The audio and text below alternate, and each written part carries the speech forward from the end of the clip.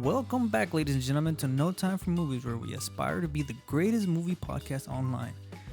Today we'll be discussing the new Mulan trailer, 007 No Time to Die trailer, Black Widow trailer, trailer for Boys Season 2, our feelings on Planet of the Apes continuation under Disney, Wonder Woman teaser trailer, and The Mandalorian. We also have a very special guest. You can find him on Instagram and Facebook as Luckyboy Reviews, and you can check out his website at luckyboyreviews.com. Mr. Lucas Parker. All this and much more. Stay tuned.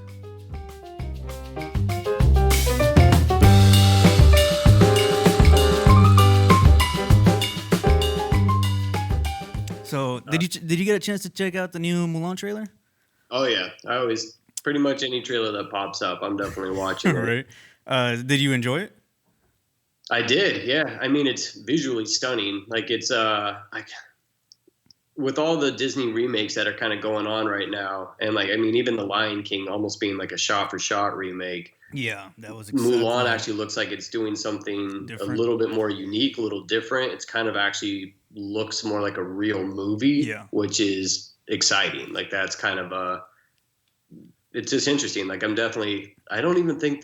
think I read that they're not actually even making it a musical. Like it's going to just be a straight drama movie. Right. Yeah. So like for me, the first trailer didn't interest me at all because a little bit of that, they said they weren't going to have any of the original music or I guess, you remember the little dragon they had in the animated? Of course, yeah. So they weren't going to have any of that. So I was like, I don't know how interesting this movie's going to be, but this trailer got me on board because it looks actually really good.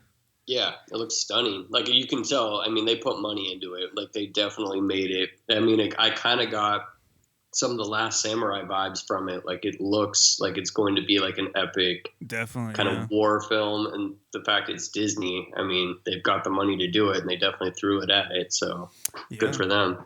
Yeah, hopefully. Well, I guess the real story was that she gets caught and killed at the end. Hopefully Disney doesn't come out with that. Oh my god. Yeah, that would definitely be a shocking twist for most children going to see, see this movie. Yeah. I actually didn't even know that. But actually, that's what happened.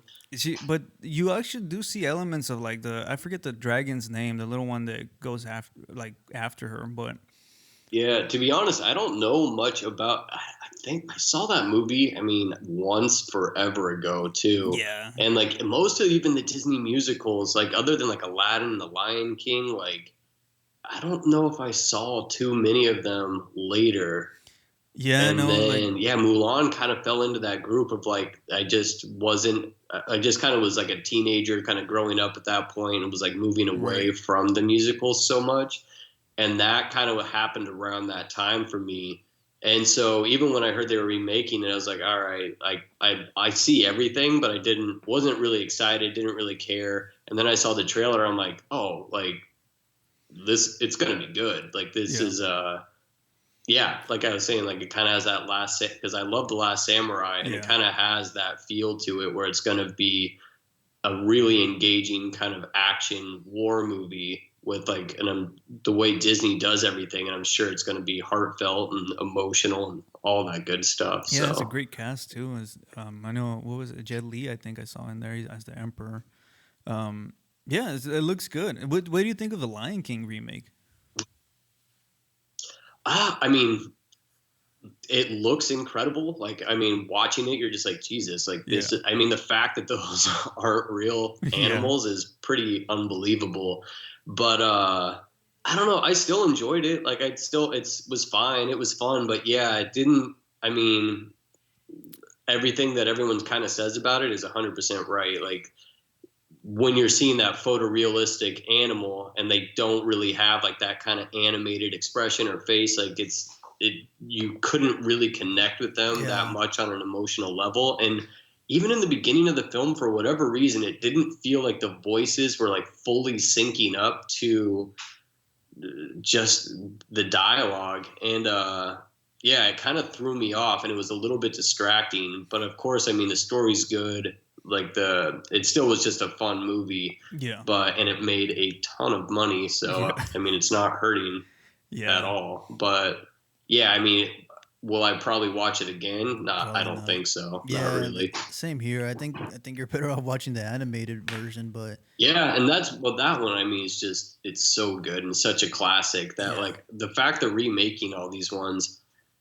that didn't even make sense to me because they didn't really change anything. Like it was so like when I saw Cinderella, the new one that they did, yeah, I didn't really care to go see that one, but I walked out of that movie and I'm like, that was amazing. Like it was super fun. Like it was just yeah, I was into it the whole time and it was like really charming and nice, but they kind of changed a lot too to almost make it a new version of the story. But with The Lion King, it was the exact same movie, just live action. So yeah, there's really no reason to watch the new one when the classic is just that. It's a classic. yeah, exactly. That's what I was saying. I was like, I'm not sure what John Favreau had to do in that movie because it was shot for shot. Either it could have been And then anybody, I'm literally. pretty sure it was everything in post production. Yeah, It's just CGI stuff done. So yeah, it could have been anybody directing that movie. anybody. Literally, it did not have to. I mean, just take that shot, remake it with this format, and be done. And Job done. is executed. Yeah, you know, a lot of these. But and even the music wasn't as good. Like I mean the actual score for the film I think was a little better. Like Yeah, with the instrumental, like the big drum beats and like all that stuff. That was pretty cool. But like the singing and the music like did not do anything for me the way the animated one did. yeah. Just the music. The musical numbers weren't the same. Like the whole Scar singing portion Yeah. wasn't that great. Yeah, No. a lot of these Disney remakes have that flaw though, where it just doesn't connect the same as the animated movies.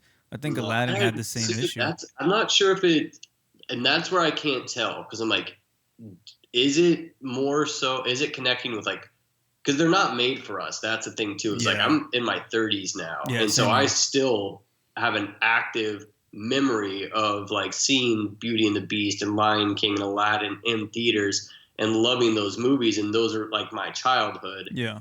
And so I can't tell like are these live act are kids? I mean, they must be because they're making a ton of money. So kids and families must be going to see it. So for me, it doesn't connect the same way, but at the same time, is it connecting to younger audiences the same way the older ones did with me, and they're not as connected to the animated ones? Or do they love the animated ones more as well? Like I don't have a kid, so I Yeah. can't ask them, and I don't know which one they like more. So like But I mean, you might know. yeah, How both do your me kids respond to the and my co-host live have action ones as well? yeah, both me and my co-host have kids. He has two girls, I have two boys. And Hmm. we both noticed that they both rather go back and watch the animated See, that's one. awesome. I like hearing that actually. Yeah, than the new remake. So Yeah. I honestly think they're just making money out of nostalgia. Like everybody wants to go see what's going on, right? Um, They're definitely good at that. Yeah, yeah, for sure. but Mulan does seem like it might be the change they need, because it looks pretty good. It looks like it. It definitely. I mean, it looks more engaging than yeah than I thought Yeah, it was but going to then be. again, That's for it sure. might be because it's humans, like as actual actors. Like, but then Aladdin had actual actors in it too, and it didn't do. I didn't like Aladdin Me actually. neither. I didn't like it at all. That Yeah, was my least favorite, I think, of all the remakes. And like there, I mean, there was two good scenes in it that I really liked when you first meet like the genie, the new yeah, genie, and then like that big number where he's walking in. I'm like, all right, like it gets you pumped up. Like I was like, all right, this is entertaining, like it's fun. But then everything else just fell flat for me. Like wasn't into it at all. yeah. Same here. Actually, what surprised me on that movie was I thought I would hate Will Smith as the genie. Mm-hmm. But I actually really enjoyed his genie interpretation, and Me too. it was I just liked all it. the rest that fell apart for me.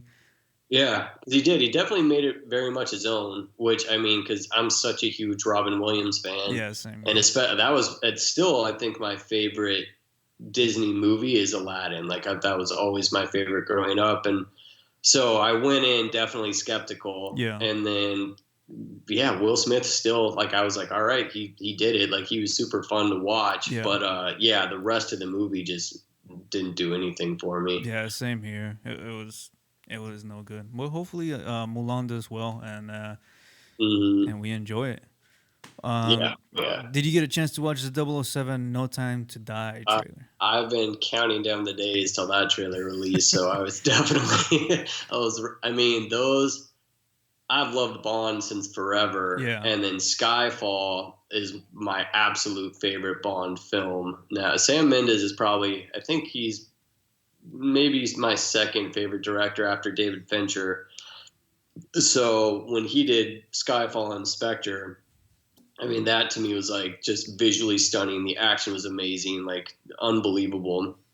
And then when I heard he was leaving and was replaced with Carrie, I was like, all right, awesome. Like I couldn't have thought of a better person to kind of step into his place. And then when you see that trailer, I mean, it looks incredible. Yeah, the trailer looks pretty amazing. Like I enjoyed everything about that trailer. I can't wait to see this movie now. I know. It's like when you see I mean, even the Black Widow trailer, like all these other trailers that are coming out, I'm like, sure, fine. Like they look like action movies, but there's something about like that Bond trailer that's just, it's visually stunning, huge epic scale. Like it's just like I was like sucked into it like immediately. Like I was like, and it's one of those films that you see the trailer and you're like, I'm seeing this on the biggest screen possible as soon as it comes out. It's a theater movie, and Bond has always kind of been that too, which is, I mean, the Daniel Craig run as Bond, I think, is probably my favorite of the Bond franchise. Yeah, definitely. I remember, I don't remember which movie it was, but I remember there's a 007 movie, and my dad had gotten free tickets to go watch it. It's a funny story because we went to an early release, but it was a packed house. Like we literally sat on the aisle floor to watch watch the movie. And to this day, I'm surprised they even allowed that. Like, because I'm sure it's a fire, probably not. Yeah, it's not, a fire risk. But I guess it was back then, so lives didn't matter back then, I guess. Yeah, but definitely, I'm gonna watch this movie. It looks amazing. It looks like what every action movie should look up to being. That's what this trailer looks like. Yeah, well, that's the thing, man. Is Bond is the longest running franchise in Hollywood history. Like it's been going on since Connery, like in the 1950s. Yeah. And so it's always used kind of, I mean, we've seen Bond go through the evolution of like film technology, like, and it's always had a huge audience. Like Spectre, I think Skyfall made over $1 billion. Like Spectre made 880 million. Like these movies make money. Like people want to see them, and they throw huge budgets into them. They get the best talent to kind of work on them. So yeah, we get the best directors with the best visuals and the best all of it, the best technology behind it. And so when you see a movie like a Bond movie, you're seeing the latest technology thrown into a spy thriller with like, I mean, yeah, they are made to please, like, and they're elegant, they're classy, like they're not like superhero films, they're like espionage, like global thrillers with like stunning locations. Like, I mean, it's about as fun as a franchise could possibly get. Yeah. What do you think about it being Daniel Craig's last 007 movie? Yeah, I mean, I'm sure it is. He's been wanting to kind of get out for a while, and I know he wanted to end on a high note, and this definitely looks like he's going to do it. Yeah. I mean, I definitely have my own feelings on where they're going to take it. I kind of liked, actually, that was the biggest thing in the trailer for me is how because when all the rumors were coming out that they were going to make Lashana like the new 007, I was like, I don't mind if she's a 00 agent, but nobody should be 007 other than Bond. Oh, I'm glad. But I do like in the trailer that they said they called her a 00 agent. They didn't say 007, like she's a 00 agent. I'm like, fine, perfect. Like that's how it should be.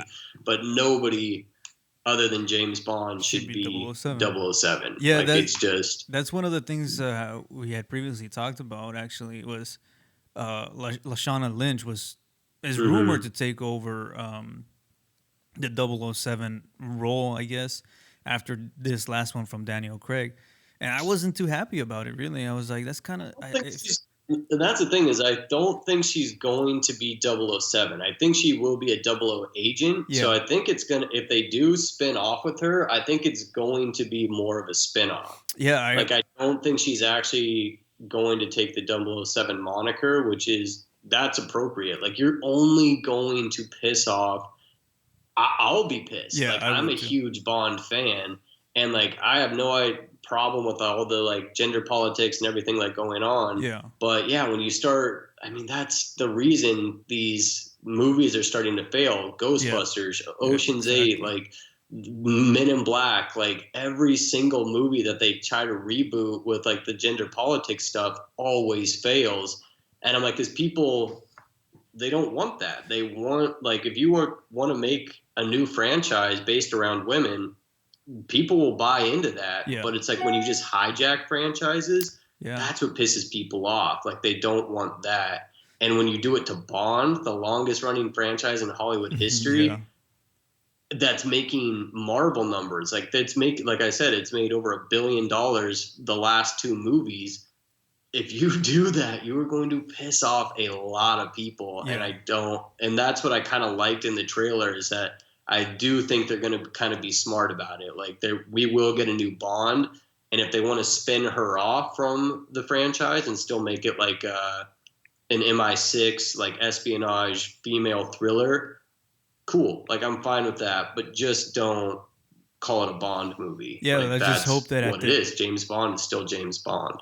I just hope that at the end it's not like he retires and then she gets a 007 number, yeah, and then she goes. That's the thing, is like, it doesn't even make sense. Like, 007 is a code name. Yeah. So they do it for paperwork reasons. Like, literally, like, that's how you refer to this agent in the field. Yeah. Because that you can't use their names. You can't say James Bond. You have to say 007.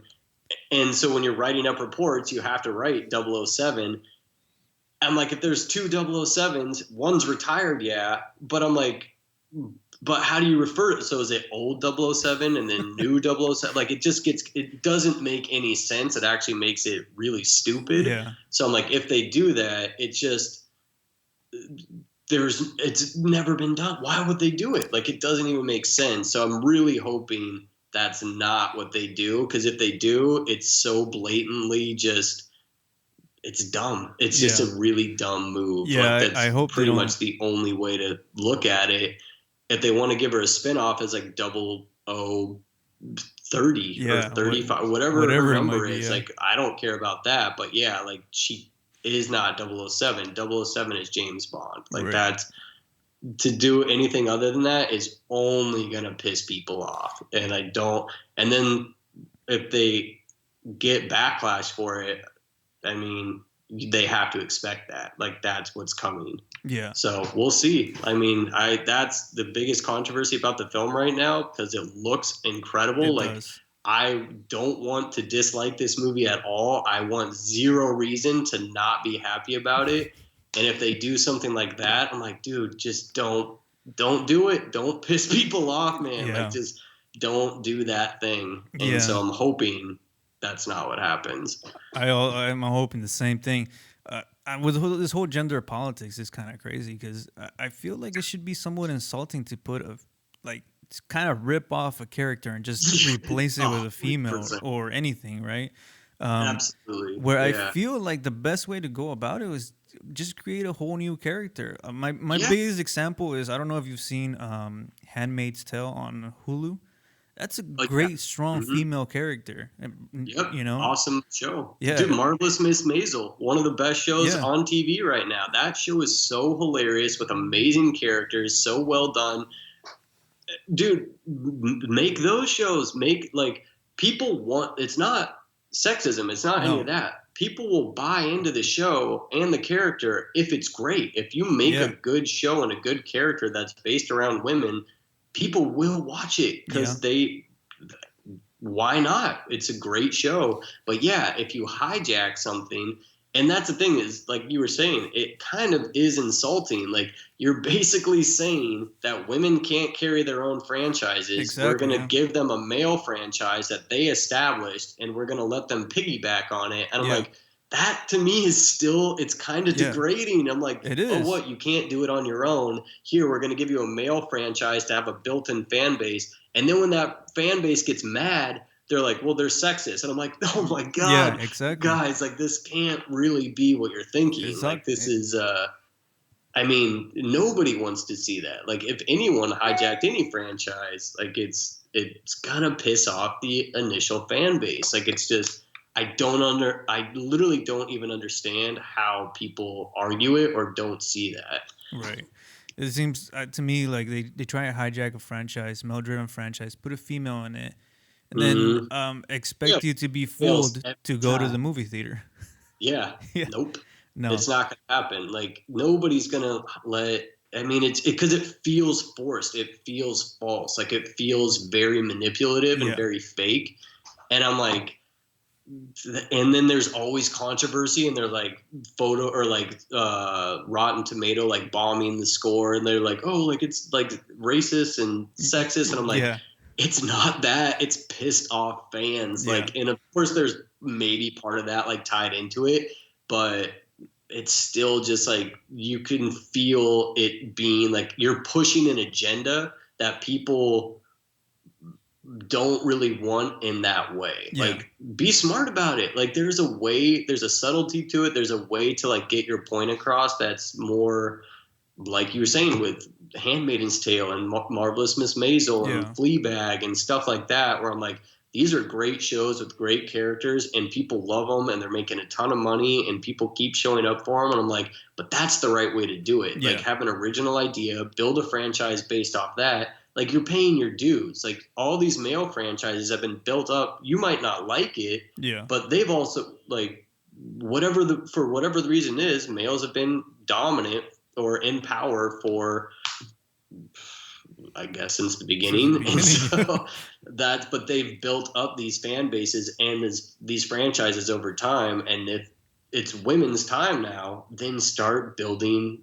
This is the groundwork. Lay the groundwork now and start building it up. So in the next 50 years, like, people will be buying into these new franchises and they'll be backed, like, supporting them in a great way. Yeah. Well, female-led movie that is coming out soon. I think this one's going to get a lot of audience, and it's Black Widow. I'm sure you checked out the trailer. Oh yeah, Yeah. yeah, that was great. I'm sure. The trailer didn't have me super into it, but I'm still. I mean, Marvel Yeah. has never really let me down, so I'm sure it'll be great, Same and here. I I'm will sure. definitely see it. But I wasn't the way I was with the Bond trailer was not how I was with the Black Widow trailer. No, to me it seemed very almost generic. Like, to me, it reminded me of Mission Impossible. Like, it looked like a Mission Impossible trailer to me. For sure, it kind of had that same like cinematography. It didn't even look like a Marvel movie. No, really, it didn't have like that saturated colors. Like, it Yeah. didn't have like the feel of like a Marvel trailer.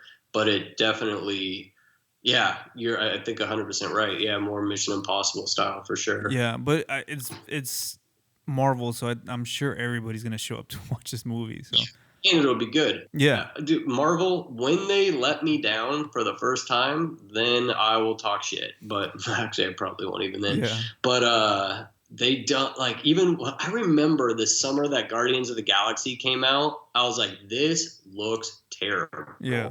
Like, I kept seeing the trailer over and over and over again. I'm like, it just looked cheesy and like it was just like it didn't make it was like a what's a raccoon and like a tree figure. And I'm like, what the fuck is it? Because I didn't know that comic like really at all. And then like, yeah, the music, and I was like, they're just trying to make like this weird action movie. And that was the first time I'm like, oh, Marvel's gonna probably miss with this one. And then I saw the movie, and it was so good, Yeah. so entertaining, so hilarious. And I'm like, they don't miss. They don't miss. Like, whatever they're doing it super well. And so whenever I see a trailer that I'm like, all right, like, it could be okay. I'm like, it's gonna be good. Like, they haven't failed yet, other than like maybe Thor, Dark, whatever. I think Yeah. that's the only Marvel movie I've actually never seen. Is the I think second Thor movie. I think my least favorite actually was But probably Captain Marvel. that, yeah, and even that one it's definitely their worst movie. Yeah. But and then it was only bad because of the gender politics. Yeah. It was so heavy-handed that I was like, dude, you guys are beating people over the head with this. Yeah. That I'm like, and it makes people not enjoy it. Like, as soon as they start doing that stuff, it just creates like a rift in your brain that makes you kind of reject the movie because it stops being fun and it starts like you just have like these little negative feelings that bubble up. And I'm like, it pulls you out of that just movie magic, lost in the moment kind of feel to it. I think that's where they messed up because it's like, yeah, she's like fighting with Jude Law's character. He's like yelling at her. He's just like, I built you, blah, blah, blah. And she's like, I'm like, dude, this is it's too on the nose. Yeah, like exactly. Too just like hate the white male. Like, it's so ridiculous. And it made the movie weaker. Like, it wasn't fun. Yeah. And the movie that didn't do that but was super really great was Wonder Woman. Wonder Woman was an amazing female action superhero movie, and it still made her just like this strong, really likable character who is like, I love that line where she's comes in, and I forget what exactly the line is, but she talks about, she's like, oh, your generals don't fight on the battlefield with you. They're sitting making decisions like as their soldiers die and they're not right alongside them. She's like, that's not a leader. And I was like, damn, man, she like, that is a character I fully got behind. Yeah. But yeah, Captain Marvel was not that character at all. I think with the whole gender politics thing that we keep talking about, it's I think you isolate your audience because not everybody's going to relate to it, so it throws you out of the movie. Yeah, or it's like because it's too divisive. It just really is. Like we're in a divisive time in our country where it's like the politics it's just gonna cause rifts and problems.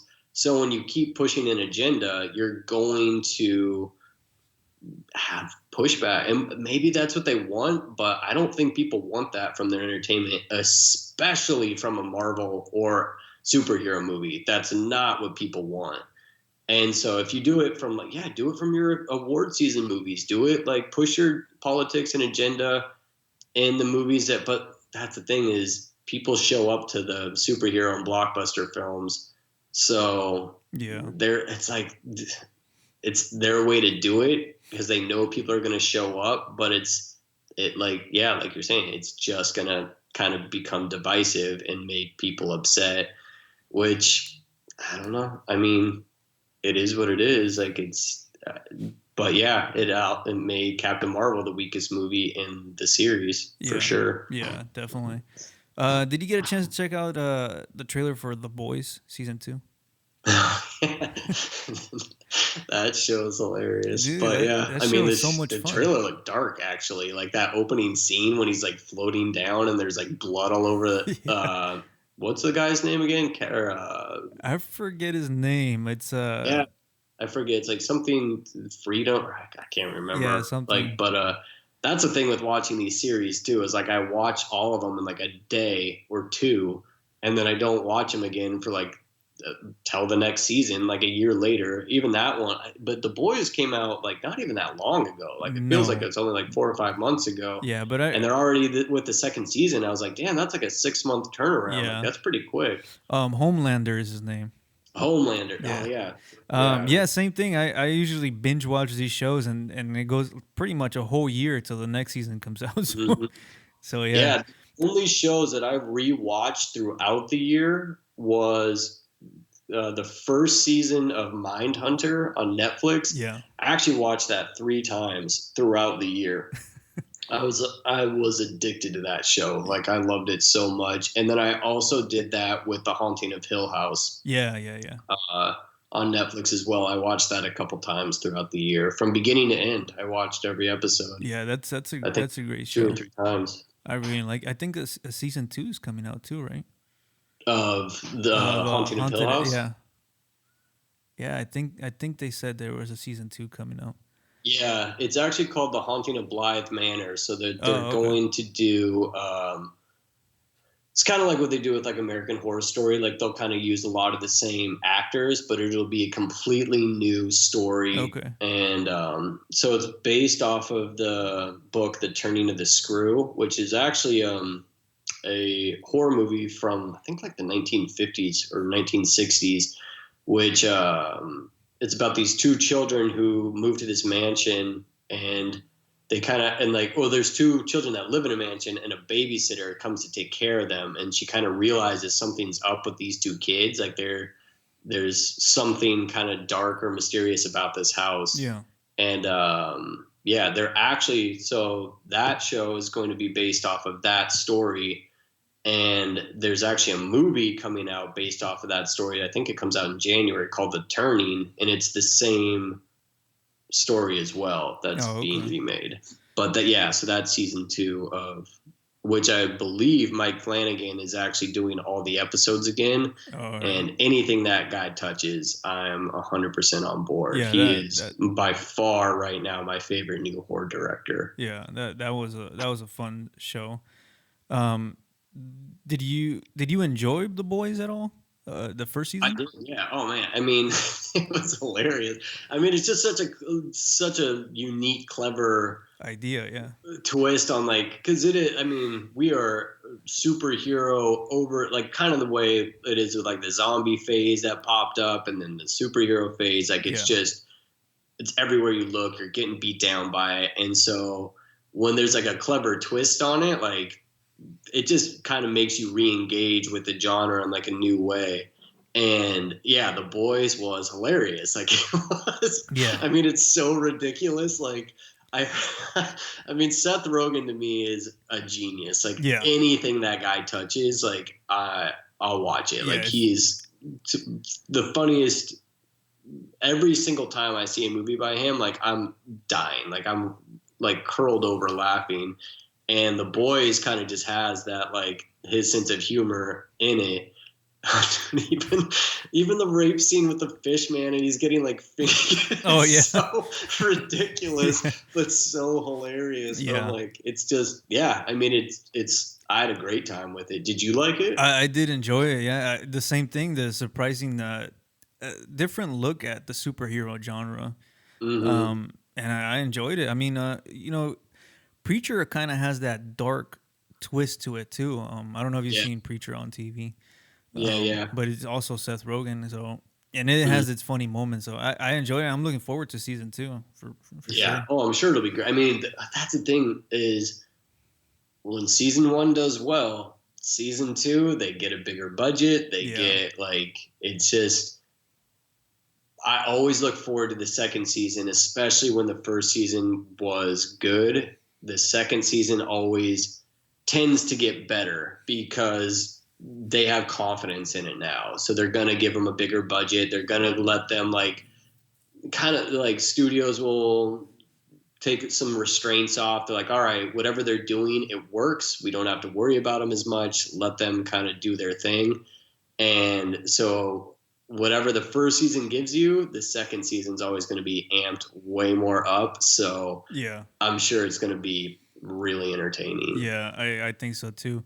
Mm-hmm. So Disney is apparently continuing with everything they own now because Planet of the Apes they want to continue it, which I I hate thought the it. last one ended just perfect. Perfect, dude. Leave Yeah. it alone. God, man, it's just I can't with all this stuff. I'm like, it was great. The first three, the remake, the trilogy came back. It was awesome. You got us back into Planet of the Apes. Just let something be good, man. We don't need 7, 8, 9 movies of the same Yeah. thing. Like, just please start investing in new ideas. Like, the fact that they're doing it, I'm like, I genuinely don't care. Like, Yeah. I have zero. Once I hear the names that are attached to it, I'm like, all right, that's a good director. Okay, that's a good writer. All right, sweet, you got a good actor for it. All right, fine, I'm watching it now. Like I'm into it. I'll see it, but I'm just like, dude, stop. Like, just use those same people, but in like a different, new original idea, and I'm even more into it. But that's the thing, is that's not what's happening right now. Yeah, Disney seems like everything they buy, they want to continue. It just kind of piggyback off of whatever idea was there before. Yeah, and just bleed it. And that's the thing, is they don't make them bad though. Like, they're always entertaining. They're always pretty good. Like, but it's just it's you lose something. Like, I don't know what exactly it is, but like, it's just when you take it's like the original. It's not less than, or it's just you see it in a new light because it's different now. Like, there's a continuation to its story. And so whenever you go back and watch the original, you can't not see the updated version.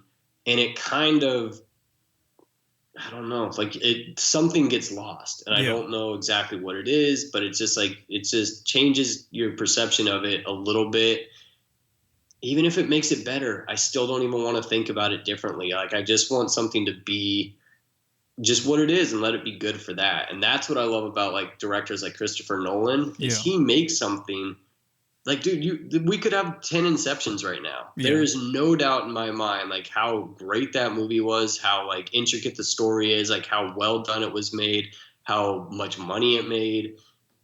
We could have 8 of those. Like, they could have been putting out a new Inception movie every 3 years, but Nolan doesn't do that. And I'm like, thank you. Like, just don't bleed it. Like, let that movie just be awesome as it is and leave it alone. Yeah. But we don't get a lot of that nowadays. But that's the integrity aspect of it. And Disney doesn't really have integrity. They just they make entertaining stuff, but it's for the money, for sure. Yeah, it's definitely all about the money with Disney, and that's just what it is. I think that's where it loses people too. Is like, you really just kind of throw out soulless type of product, I would say, and just to try and get the most money out of it. Mm-hmm. And Mark, you get the baby Yodas, you get the like porgs, you get like all that stuff that I'm like, of course, it's super cute. Kids are gonna want it. Yeah, so it's all to sell market the hell out of it. Merchandise and everything, you know. But that's what it is. One that I think is pretty good is Wonder Woman 1984 is coming out soon. Yeah. I'm down for that. There's a teaser trailer that came out, and I think the trailer comes out today, actually. It does. Yeah, I kept refreshing my feed this morning, hoping it would kind of pop up before this podcast. Yeah. But I just kind of watched that little clip of it. But I'm sure the trailer it might even be out right now. Yeah. But I haven't. I'm excited for that though. I think that first one was great. So. Yeah, the first one was really good. Surprisingly good coming from DC, actually, to be honest. No, man. DC. I'm a DC guy. I've always been, Batman, Superman. Dude, most people are. Like, I genuinely think DC is... This could be controversial, but DC is just better than Marvel. Like, it just has better comic book characters, has better villains, it has better everything. Yeah. But Marvel is just so much, like, they've just taken it to a whole nother level. It's just more well thought out.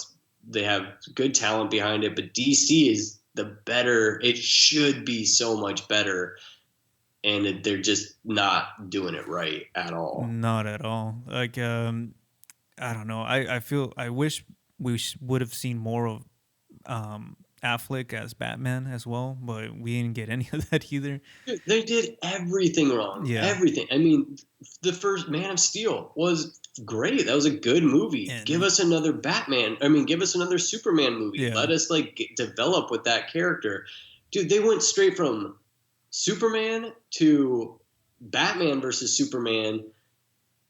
They didn't even give Ben Affleck his own movie. They didn't even we didn't even meet Clark Kent as Clark Kent until the last scene of Man of Steel. Yeah. And then all of a sudden they're like, "Oh, now we have Batman versus Superman." I'm like, dude, give it some time, you guys. Yeah. Holy shit! Like, give it at least that should be 3 or 4 movies out from Man of Steel. We should have Ben Affleck as his own Batman, another Man of Steel movie.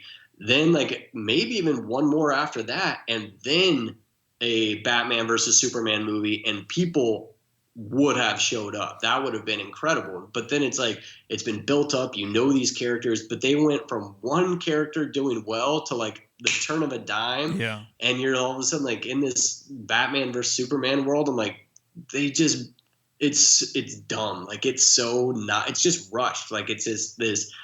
It was terrible. I mean, it was just a terrible way to go about it. I think what they did was try and catch up to Marvel, because at the time Marvel had all these movies out. And exactly, but have some confidence, man. People love these characters. Like that's what I don't understand. I'm like, they would still make money. Yeah, like, it would have still made money. I don't know why they felt the need to play catch up. Like who?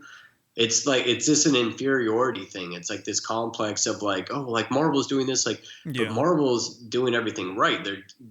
They're doing it on their own terms. They're like paying dues. They're building up these characters. They're like building these worlds, and then DC's just like, oh shit, like this is working. Throw this at it. Throw this at it. Like, oh, we need this. We need bigger. We need more spectacle. I'm like, oh my God, what are you guys doing? Like, we're all just sitting back watching this. Like, who's making these decisions? Like, Jesus, slow it down.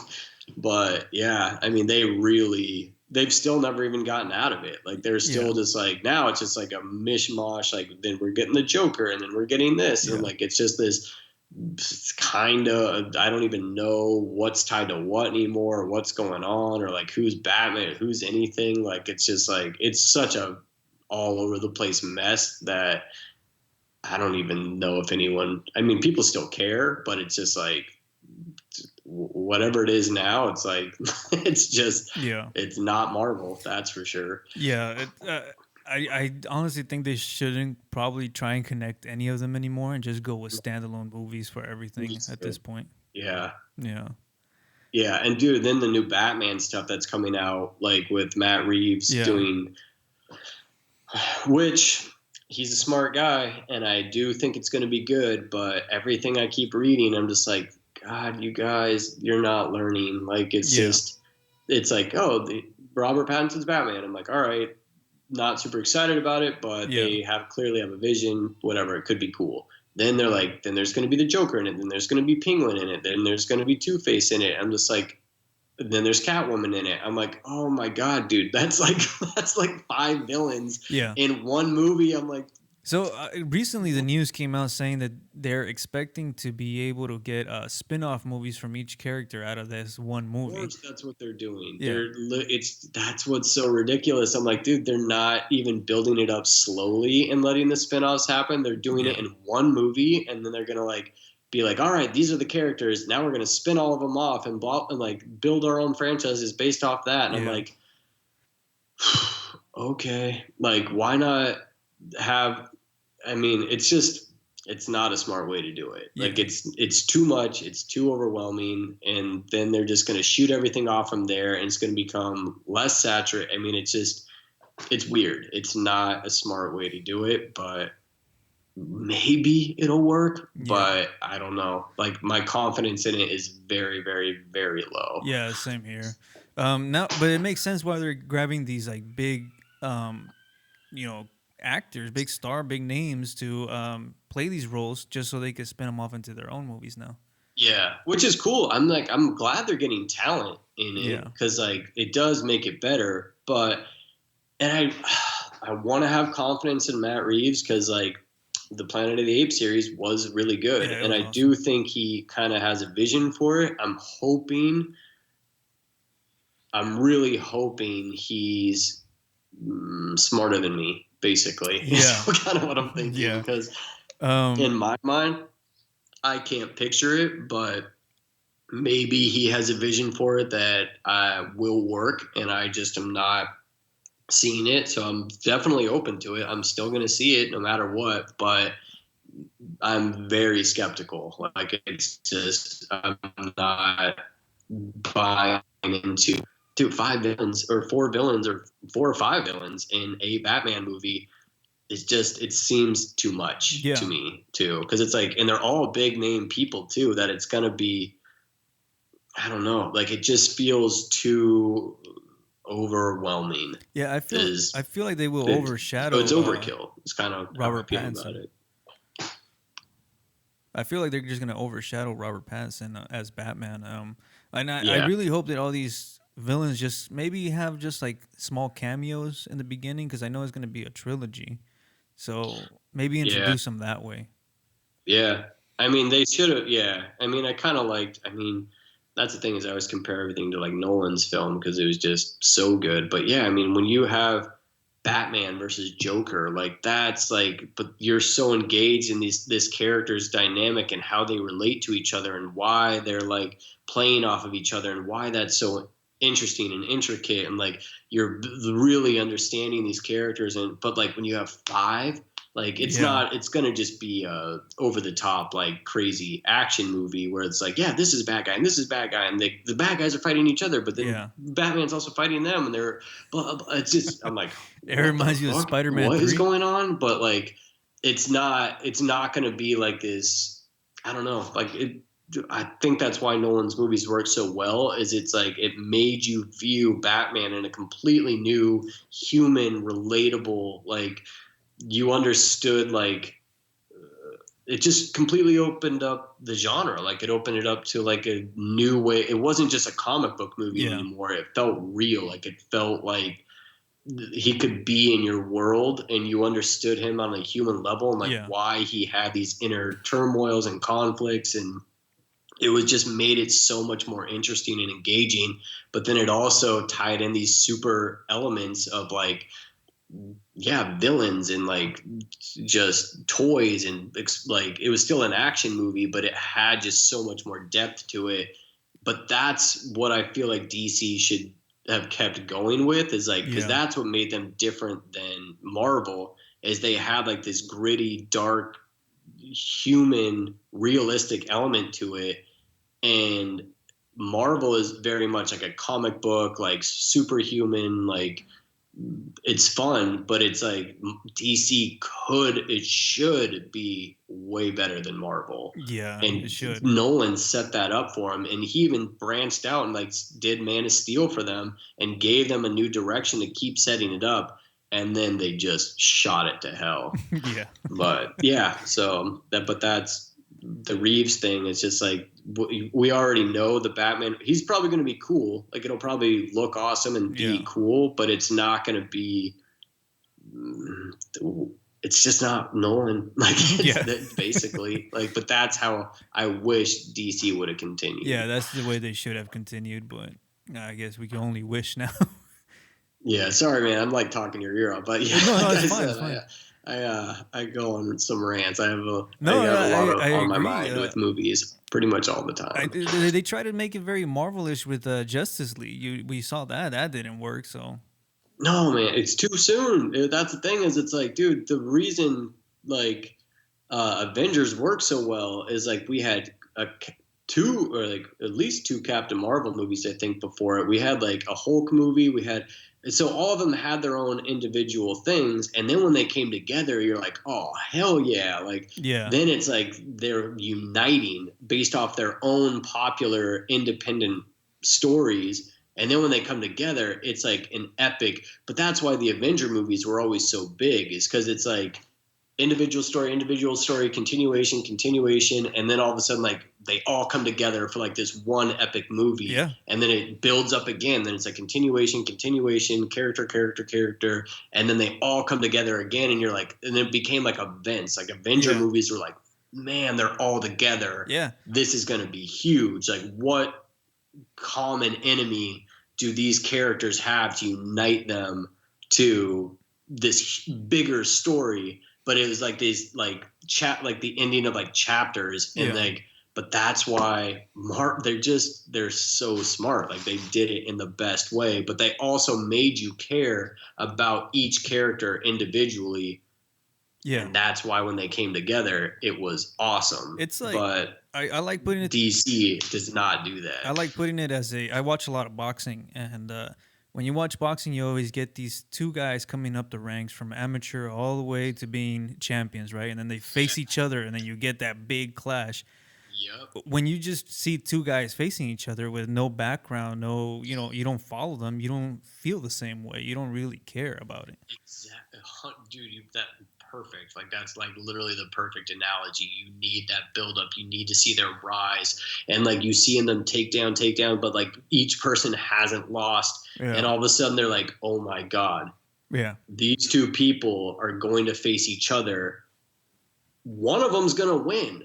Who's gonna like, and everybody's asking that question because you're like, you've seen them even fight similar people and they each beat that person, and then it's like you start to understand their strengths and weaknesses and like, well, but this guy beat him in the second round and the other guy beat him in like the 8th round, but he has more endurance, so he like plays a different game and blah blah blah. So you understand like these fighters and these characters, and then when they face each other, it causes so much debate before because you're like, you understand their strengths and weaknesses and how's it going to play out. And you're so mentally engaged in this that when that plays out, like you're riveted. Like I could not even, I'd pay any dollar amount to see certain fights. So, but and you only get those after like years of buildup. That's what it is, because like they've all paid their dues for so long. Full career lengths that just made to build up two fighters pretty much for a big clash, and that's the formula they need to follow. But that's what for epics, for really epic. But that's what Marvel does. But like DC should be better, and they're not. They're just throwing everything in a movie, and they're like, "This is awesome," or like, I guess, but it's not like it's epic because it's just like so loud and in your face, but it's dumb. That's the thing, is it's just not smart. Like it's just kind of dumb. Well, we can only hope to get their stuff together over there. But another franchise that I think Disney's dropping the ball on is Star Wars. But we do have the Mandalorian. I don't know if you've been able to watch it. Chapter 5 came out. I didn't watch Chapter 5. I watched the first 2. And I think I watched the first 3.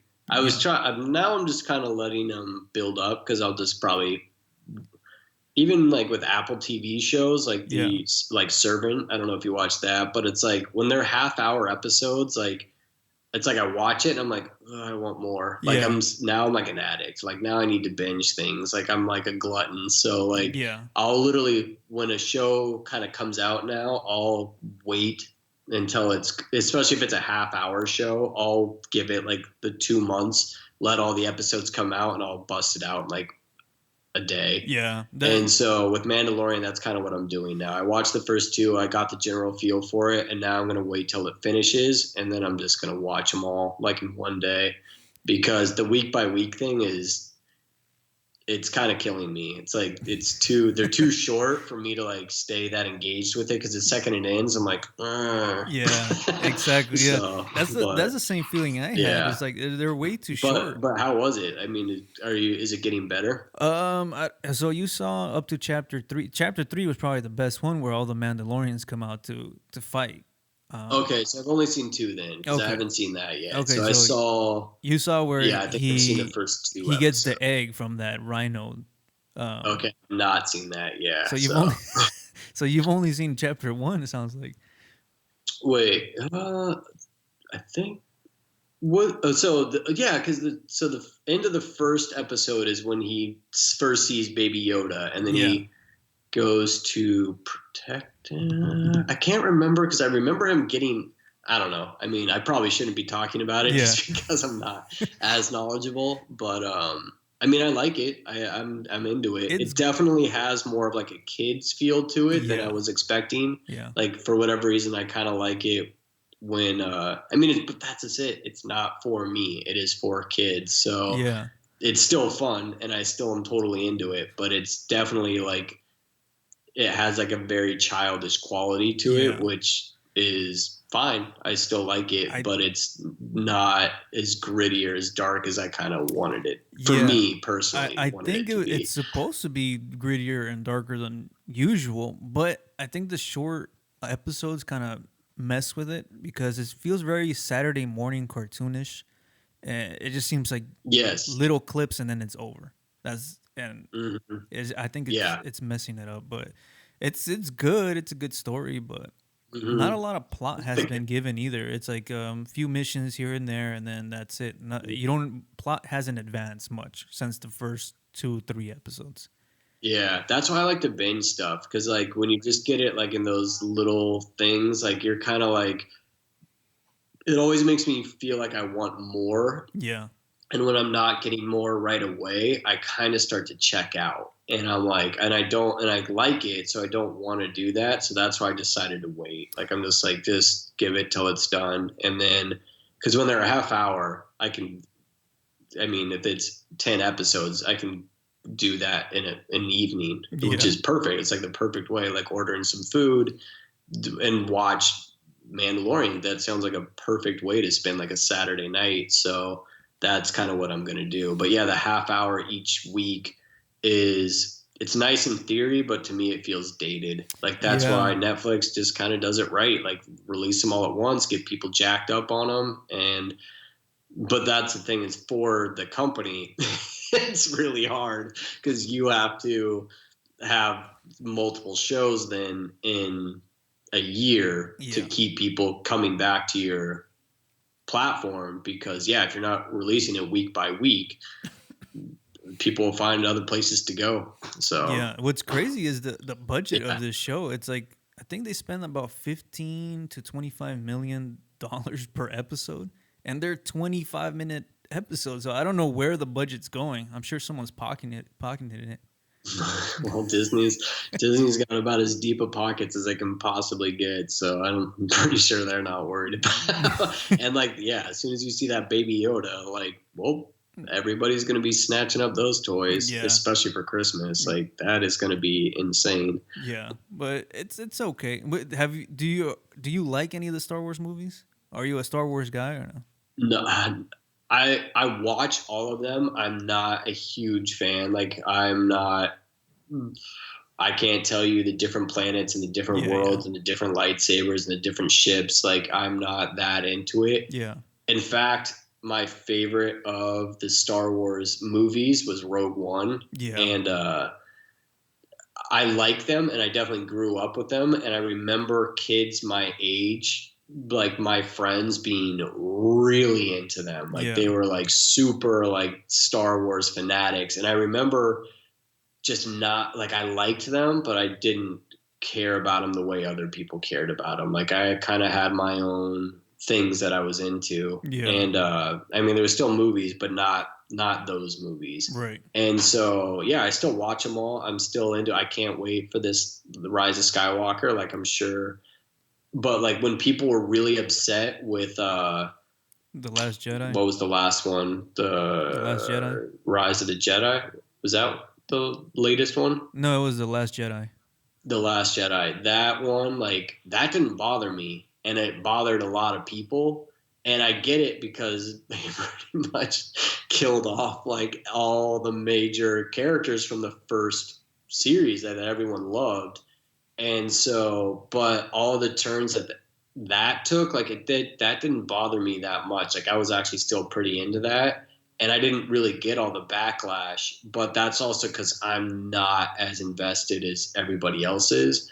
And so, yeah, so it's these movies I tend to not talk about as much just because it will piss a lot of people off. And I'm also not an expert. And I also don't have like my opinions just aren't as valid. Like I see them as just like entertainment movies, which they are to me, but like some people are really invested in these stories and I'm just not that guy. Yeah, I get it. I'm 100% invested in Star Wars.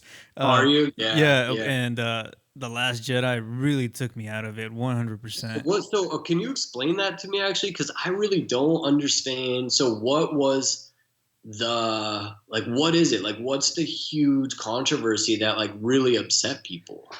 A lot of it has to do. Okay, so if you don't go even that far back, but if you go into The Force Awakens, which was Episode 7, there's a lot of Uh-huh. storylines that were set up there that they didn't bother continuing in Chapter 8, whatever. Yeah, 8, which is The Last Jedi. Uh-huh. None of it was really continued, and then a lot of it, a lot of people are upset at the way they portrayed Luke Skywalker. because in the first few movies, he was all about forgiving his father, and he could see the good in people. And in this one, he senses just a little bit of darkness in Kylo Ren's character, and he's ready to kill him. Pretty much, you saw when he was gonna strike him down in his sleep. So that character change is what bothered a lot of people. Yeah, that's. I mean, yeah, keep going. I mean, this is stuff because I get this through Game of Thrones because I was invested in that, and I kind of like so the way they bombed the last season, I was just like, when people kind of defended, I'm like, you're not a Game of Thrones fan then because like they fucked that up bad. I defended really Game bad. of Thrones, and last so that's why I can't really talk about Star Wars, but like hearing your perspective of it, I'm like that. To me, it still doesn't fully make sense, but I totally get. Yeah, when you see a character just take a sharp right turn, I'm like, dude, that's not really that character anymore, though. Like, you're kind of just making shit up at this point because you're like, ooh, it sounds cool. Like, this would be fun. But I'm like, but it also just doesn't work. And it's not even edgy because it doesn't really even make sense. Exactly. Like, they completely changed the character in that movie. And then the whole Rey thing, too. A lot of people are calling her a Mary Sue because she just, she doesn't go through the trials and tribulations that other characters have gone through. They just make her really powerful. Again, the whole gender politics kind of thing takes into place here. Yeah. They just make her really powerful without any real enemy to be able to stop her. Yeah. And it just throws you out a little bit. Yeah. I totally can see that too. Yeah, so it's just that, and this movie, I don't know. That's why people are pissed that Disney got a hold of it because really they just they're failing. Like, yeah, they're just making something that's like to please people and looks cool, but it's not really. They're not the right people to continue the story. Right. Well, I mean, are you excited that J.J. Abrams is back for this last one? I'm excited about it. Do you think he's going to correct the course? I'm excited about it because a lot of the story elements he put into the first one might continue on this one, but it's thrown me out enough to where I'm probably I'm not looking forward to watching the movie anymore because I'm not invested in the characters anymore. Yeah. That's interesting. That's sad, actually. Like, that bums me out because, yeah, I mean, when you love something this much and, like, dude, the fact that it was made in the 70s and it was just such a weird way to do it, too. Like, the fact, I even remember being a little kid and couldn't wrap my head around the concept. I'm like, wait, this is 4, 5, and 6? Like, I don't understand. Like, because, like, when you're a kid, it's like 1, 2, 3, 4, 5, 6. You're like, no, it's 4, 5, 6. And then they're making 1, 2, 3. And then there's going to be 7, 8, 9. And I'm like, what? Like, what's going on? And then so, yeah, I mean, it was just such like a cool, weird way to do this story. And then, so you get 4, 5, 6, and then 1, 2, 3. I get that. I think people like. So tell me, can you explain that a little bit to me? So people, because like, again, well, I don't know if you've rewatched those movies, but they look so dated and so terrible. Like I was watching them. I think I caught it like it was just like on TV. I was like at a bar, like it was like on TV, and I was like looking at the animation and the digital like CGI on it. I'm like, this looks terrible. Like it looks so bad. But I can't remember. Like, were people into the stories with 1, 2, and 3? Yeah. So 1, 2, and 1, 2, and 3. A lot of people didn't like because a lot of the dialogue wasn't great. Well, that's George Lucas. He's bad at dialogue. Yeah, the dialogue wasn't great. The CGI was terrible. But to me, it's still Star Wars because the story is still there. The story elements are still there. Okay.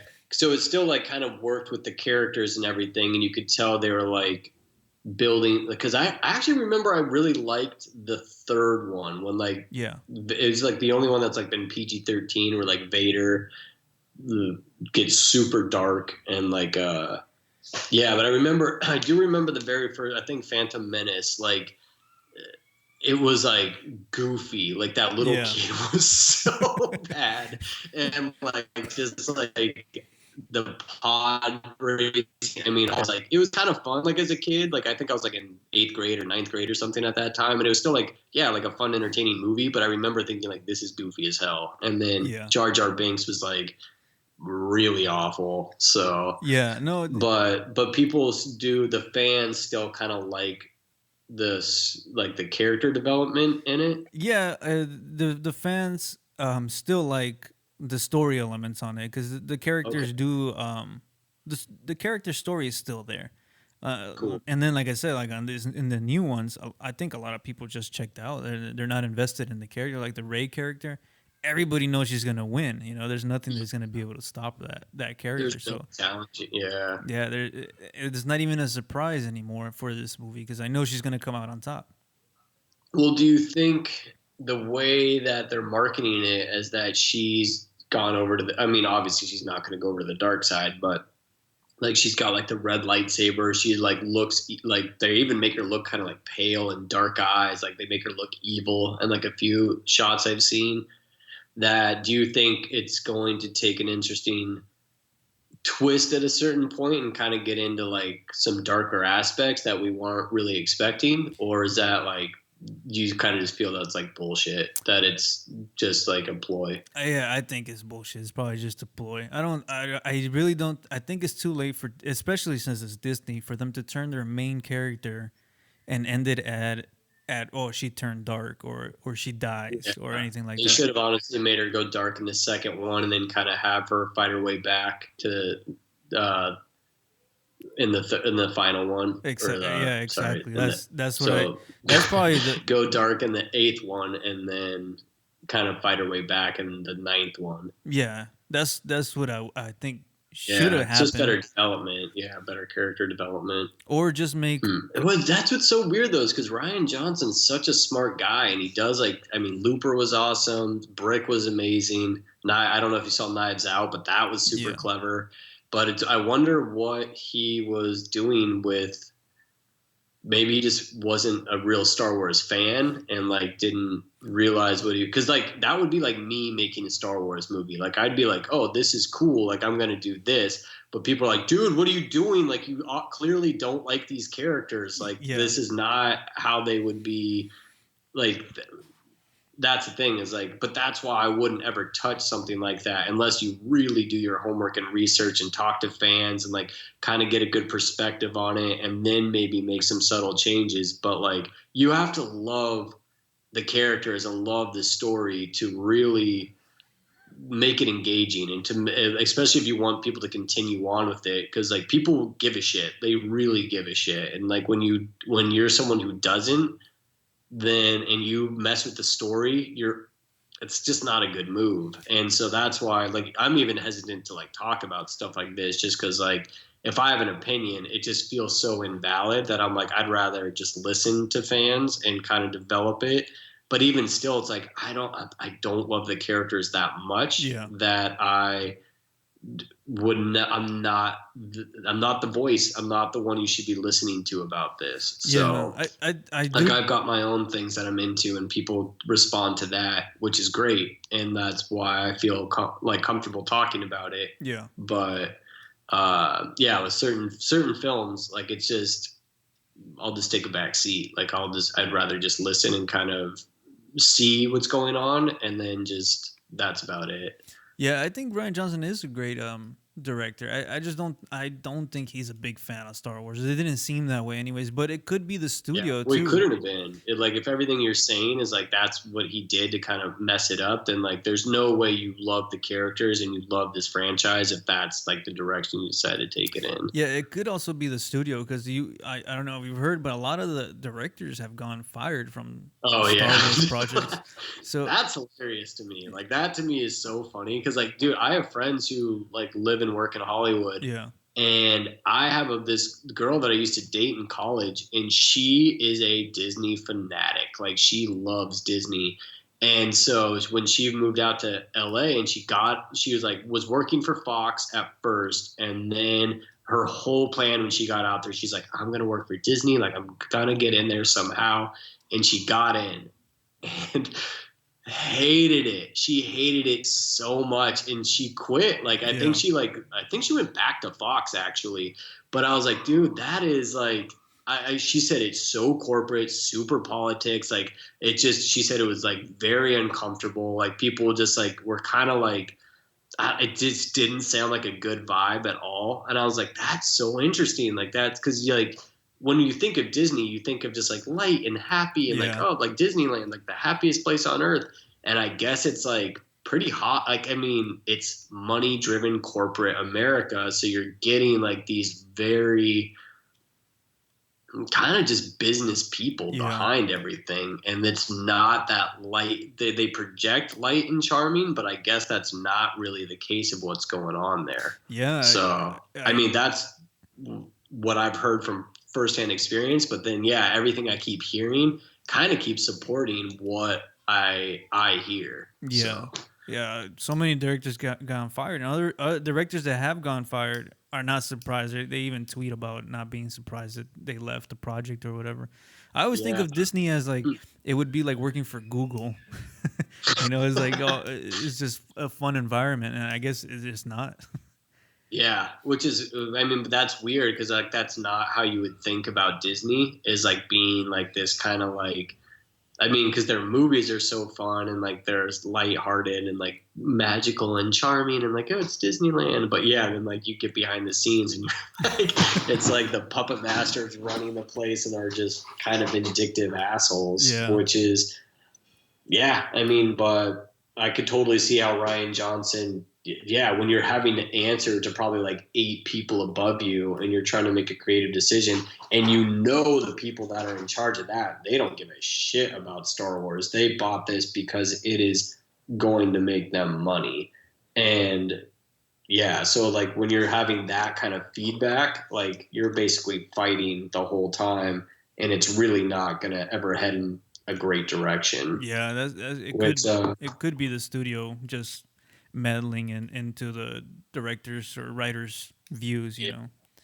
well, and I do think J.J. Abrams. I mean, he's a force. Like he's definitely a powerful person in Hollywood. So Ryan Johnson was still pretty much up and coming, and I Yeah. think that's why Disney and Marvel hire like because I don't know if you've ever noticed the trend of like what they did for like the Marvel movies. Like they would basically take like these pretty much no name directors and they would maybe do like I mean I think even the Scott Erickson I think or Derrickson who did like Doctor Strange Yeah. he did like a I think a Clown was like the one he did right before that like they do like these cheap horror movies they're kind of like these independent guys and then they all of a sudden are signed on to a Marvel movie and you're Yeah. like what the fuck like how did that dude get this movie and then it turns out awesome like I remember what's his name who did Guardians of the Galaxy, he did Slither before Oh yeah. this. And all of a sudden they're getting like these huge big budget movies. And I guarantee it's because they're kind of, yes, they're directing them, but they're also being super manipulated behind the scenes as well. Like they're also, they know that these guys don't really have a lot of clout and power in Hollywood. So the fact they're getting this opportunity is great for them, but they're also having to answer to probably like 10 guys that are executives but that's why with Abrams, he has his own power. He's built it up through TVs, like pretty much great friends with Spielberg.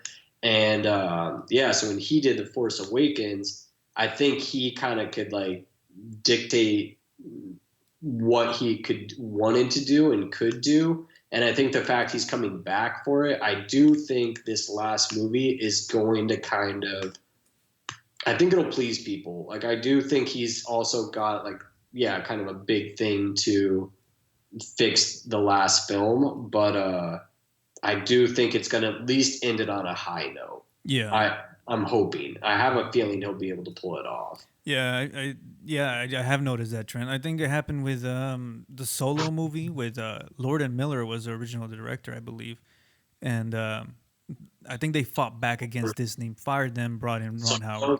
yeah. Yeah, And I would have loved to see what they actually came up with for Solo. Feel like, dude, Ron Howard is the safest, most boring director yeah, kind of working today. Like, yes, he's honestly perfect for Disney because the stuff he makes isn't bad. Like, I always like it. Like, I'm like, yeah, like Beautiful Mind's a great, Rush was like a good movie, but it's always like, it's pretty safe. Like, it's just like a wholesome kind of good story that you like, but there's nothing like really edgy about it, especially those, what's it called? The Tom Hanks movies, the Da Vinci Code ones. Those were like, those are pretty bad.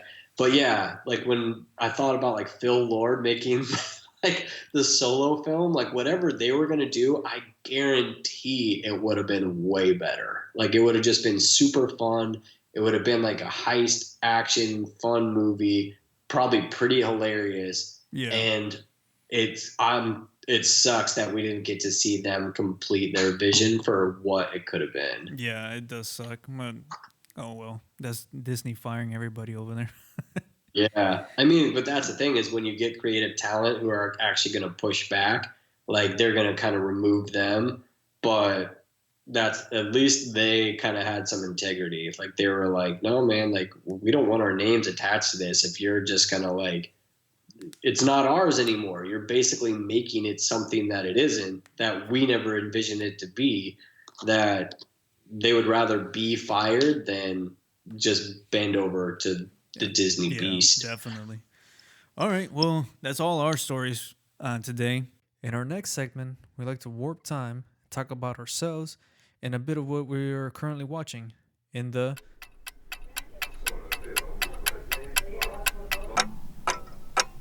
Time Warp Zone. But I wanted to go more into what really inspired you to review movies yourself.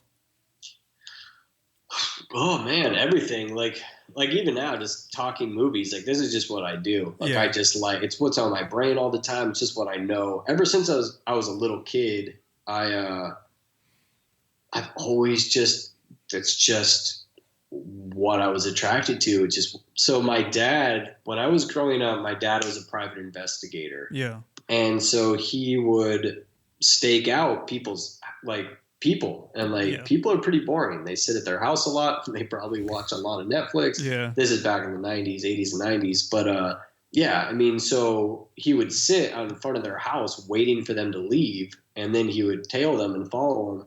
But yeah, so when they're sitting at home watching TV, he's not just going to sit and watch their front door the whole time. Yeah. So he actually had like a little TV, and this was back before like laptops, personal computers, like all that stuff. Yeah. I remember he had like this box TV with like a VHS like attached to it, and he would plug that into his cigarette lighter, and he would just watch movies all day as he would like wait for people to leave their house, and then he would tail them.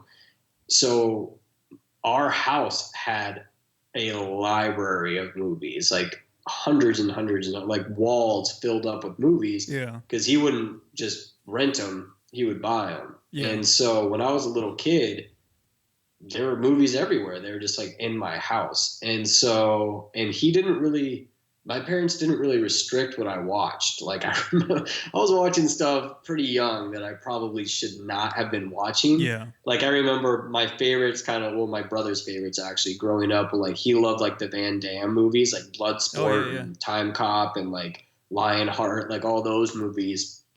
And so, yeah, I mean, I remember he and I being like 5, 6, 7 years old, like watching a Van Damme movie and then just like beating the shit out of each other afterwards. Like we were just fighting and wrestling, and like, cause those movies, he was definitely more of an action guy. Like I kind of liked the, Stand By Me. It's probably, I remember seeing that when I was like maybe 6 or 7, and I loved it. Like that was like my favorite movie as like a kid kind of growing up. Like just that idea of like going out with your friends to like find a dead body. Like I remember, I don't know why I've always been like, so like, I kind of, even now I still like horror. Like I still like this kind of darker elements to things, but it was still like this charming kind of like light story of like buddies hanging out, going camping, going on an adventure. And then they find the body, and it's so real to them. And like, they didn't realize, cause it's like a kid, you're like fantasize things. You're like, yeah, we're going to be heroes. It's going to be great. And then the reality sets in of like, dude, we're going to find a dead kid, like a kid like our age, and we're gonna see his body. Yeah. And I remember even at like a young age, like that hit me in such like a weird way. But I loved the whole adventure, and I loved the way it turned out, and I loved like the music and like all of it. And I just got, and I just loved these stories, Yeah. and so I just wanted more, and like I had more. They were at my house, so I like just kept watching things, and I'm like, well, maybe I'll like this one, and maybe I'll like this one, and like then I kind of started to find the movies that I loved, and I just kept going. And then I would go to the video store, and I mean, blockbusters were so fun back then because it was like every aisle was its own genre. So like you were in that world. Like when you were in like the sci-fi world, like you were in like all the covers like were like these. I just remember there's like a feeling to like every aisle. Like the horror aisle was kind of scary, especially when you were in like a cool like independent video store. Definitely, where they would deck the aisle out the way the genre was. So like if you're in the horror aisle, there's like ghosts and stuff in it, and vampires, like these creepy images. And then when you're in the rom-com section, there's like hearts, and it's like nice, and you're like, oh, like I want to feel this. And even now I kind of think of movies as like drugs. Like I've always kind of described like a movie as like my drug of choice. Like, do I want to be in a dark mood today? Like, and I'll watch like some kind of like dark David Fincher type thriller, or do I want to like feel light and happy? And do I want to like feel like love? Like, do I want to like feel like romantic? And I'll watch like Sleepless in Seattle or You've Got Mail or like a Nancy Meyers film, and like I'll just feel like light and charming. And so I've just kind of and I started watching a lot of movies based off of a feeling that I wanted. Yeah. And like how I decided to feel that day. Like I remember like on a rainy day, I'm like, well, I want to feel this. Like I want to feel the rainy day. So I'd watch like a rainy day movie, and so I've developed like that kind of taste where I like have I have certain movies I watch every winter, certain movies I watch every summer, and certain movies I watch like for really whatever kind of mood I want to be in. And I've been doing that since I was like really young, like probably 4 or 5. And I remember, so I have 3 brothers and sisters, and whenever we'd go to the video store, and I'm the oldest of them, so my dad would always put me in charge of picking the movie for their entertainment for the night. And so I always remember it was kind of like a responsibility. I'm like, oh, well, Brad kind of likes action movies, and then Sam kind of likes these movies, and Morgan, well, that's their names. Yeah. But and so I remember feeling like, I'm like, all right, like how can I please all of them? And so I just kind of got good at tailoring the like recommendations based off of like their personalities and their preferences. And then I also like, I had my personal favorites, but I watched so many movies that I was able to kind of start doing that pretty well. Yeah. And I've been doing it since I was so young. And then of course I always knew I wanted to go to film school. Like movies are just what I know. It's what I've always kind of been into.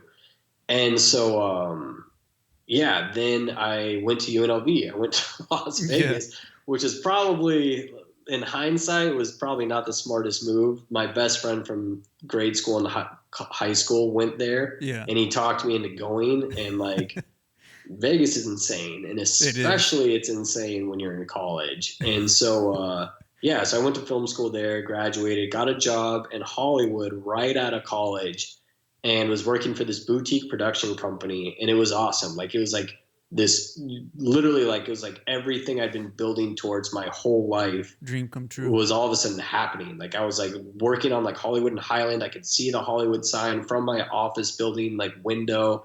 And I remember just being like, this is it. Like I'm like here, I made it. And it was super exciting. And I graduated college in 2007. I think I was out there like later that year. And the economy bottomed out, what was it, like 2008? Mid 2008, sometime like around there. Yeah, 2008. And I was the last one hired. So I was the first one fired. Yeah. Basically, they were like, we got to let you go. Like, I remember, like, because Variety would show up to the offices every day. And I remember, like, because I'd always read the movie news every day and kind of see what's going on in the industry. And it was like Universal, 500 layoffs, like Paramount lays off 300 people. And I'm like, and these are people who have been working in the industry for like 10, 20, 30 years. And I was like, oh my God, like, this is crazy. Like, this is like everybody, like, and I was working for this small production company. And I remember like we just started getting less and less business because people were doing less and less work. And so they really kind of held on for a while and like, fuck, man, they're like, we're really sorry, but we got to let you go. Like, this is like, everyone's doing layoffs, like business just isn't coming in. Like, we could keep you on, but they're like, honestly, there's not even anything for you to do. Like, you being here is kind of pointless, and us paying you is even more pointless. So I got laid off. And at that point, the job market was so flooded with like everyone from that has years and years and years of experience. And like, I couldn't get a job again. So I was like, I just moved back to Vegas, and I was like, couldn't figure out really what I wanted to do. Like, I was like, I worked on like a couple commercials out there. Like, I worked on like a low budget movie, but it was like, I could never get my own thing made. Like, I would try to start getting it up. And like, when you can't pay people to like work on your movies, people don't show up. Like, they will show up for like a day or two. And then they're like, oh, like I got paid to like do this, and they'll bail on your project. And so a lot of stuff that I'd start always continuously like fell apart. And I just remember thinking, I'm like, what can I control? Like, what can I do? Like, how am I able to build something that I can still have all my passion and everything kind of filtered into one spot? And it took me a long time, like years, to figure out like what that was going to be. Right. And like, because I still thought I was going to be a filmmaker. I still thought I was going to like write stories and maybe direct and like do all that stuff. And I'm like, I don't know. Like, and then I started just realizing like, well, what do you love most about the movies? And I'm like, I love watching them. Like, I'm never going to stop watching them. And I'm like, it's just kind of what I love to talk about. So I'm like, at least build that aspect, use it in some way. And then I started to love the theater experience. And like, going to the AMC was like, it's fine. You're at the movies. Like, I still like going there. But when I moved to California and I saw movie palaces, like literally these theaters that were built in the 1920s and 30s that were palaces. They're literally these gorgeous gold, decorative, beautiful structures, just ornate. And like, it's just these, I couldn't believe it. You walk in and you're just like in awe. Like, it's so shocking. And I'm like, this was built for movies? Like, holy shit. Like, this is how I want to see every movie. Like, when you see a movie in a palace, like, that is like an experience. And then I started thinking about the movies that premiered there, like seeing a Hitchcock film in this theater, and the fact that they had been shown there is like, even it just kind of brings like this sense of romance and nostalgia, and like all this stuff kind of tied into it. And there's just this history, and especially Hollywood history, which I love. And so, and the more I started to travel, I noticed there were these theaters in every city. Every major city had like a movie palace there. And so I got obsessed. Like, I started like writing a list of like all these theaters. I'm like, I'm going to see them. Like, I want to like, so I have like a list, I think of like 60 theaters now. And I keep checking them off of like each city that I go to. Like, I'll make sure to like go to a concert or go to it, because a lot of them have been turned into concert venues now. And so I just kind of started doing that. And I started realizing, I'm like, well, that's what I should talk about. That's what I should do. Is I could write about movies, I could write about these theaters, I could write about my experience and the kind of like just my day. Like, because I would read movie reviews and I didn't like them. Like, I didn't like how these critics talked about them, because it's almost like they go in kind of expecting to hate the movie, and then they're like, I imagine them like sitting there with their arms crossed. It's like, impress me. Like, I like, try to make me like this. And I'm like, get the fuck out of here. Like, I go into a movie and I'm like, I want to like this movie. Like, I really want to like be entertained. And like, I go in with the expectation that they're going to pull it off. Like they're going to like whoever this guy is that's creating this movie, they don't want to make a shitty movie. So I'm all in. Like I want to see a good movie.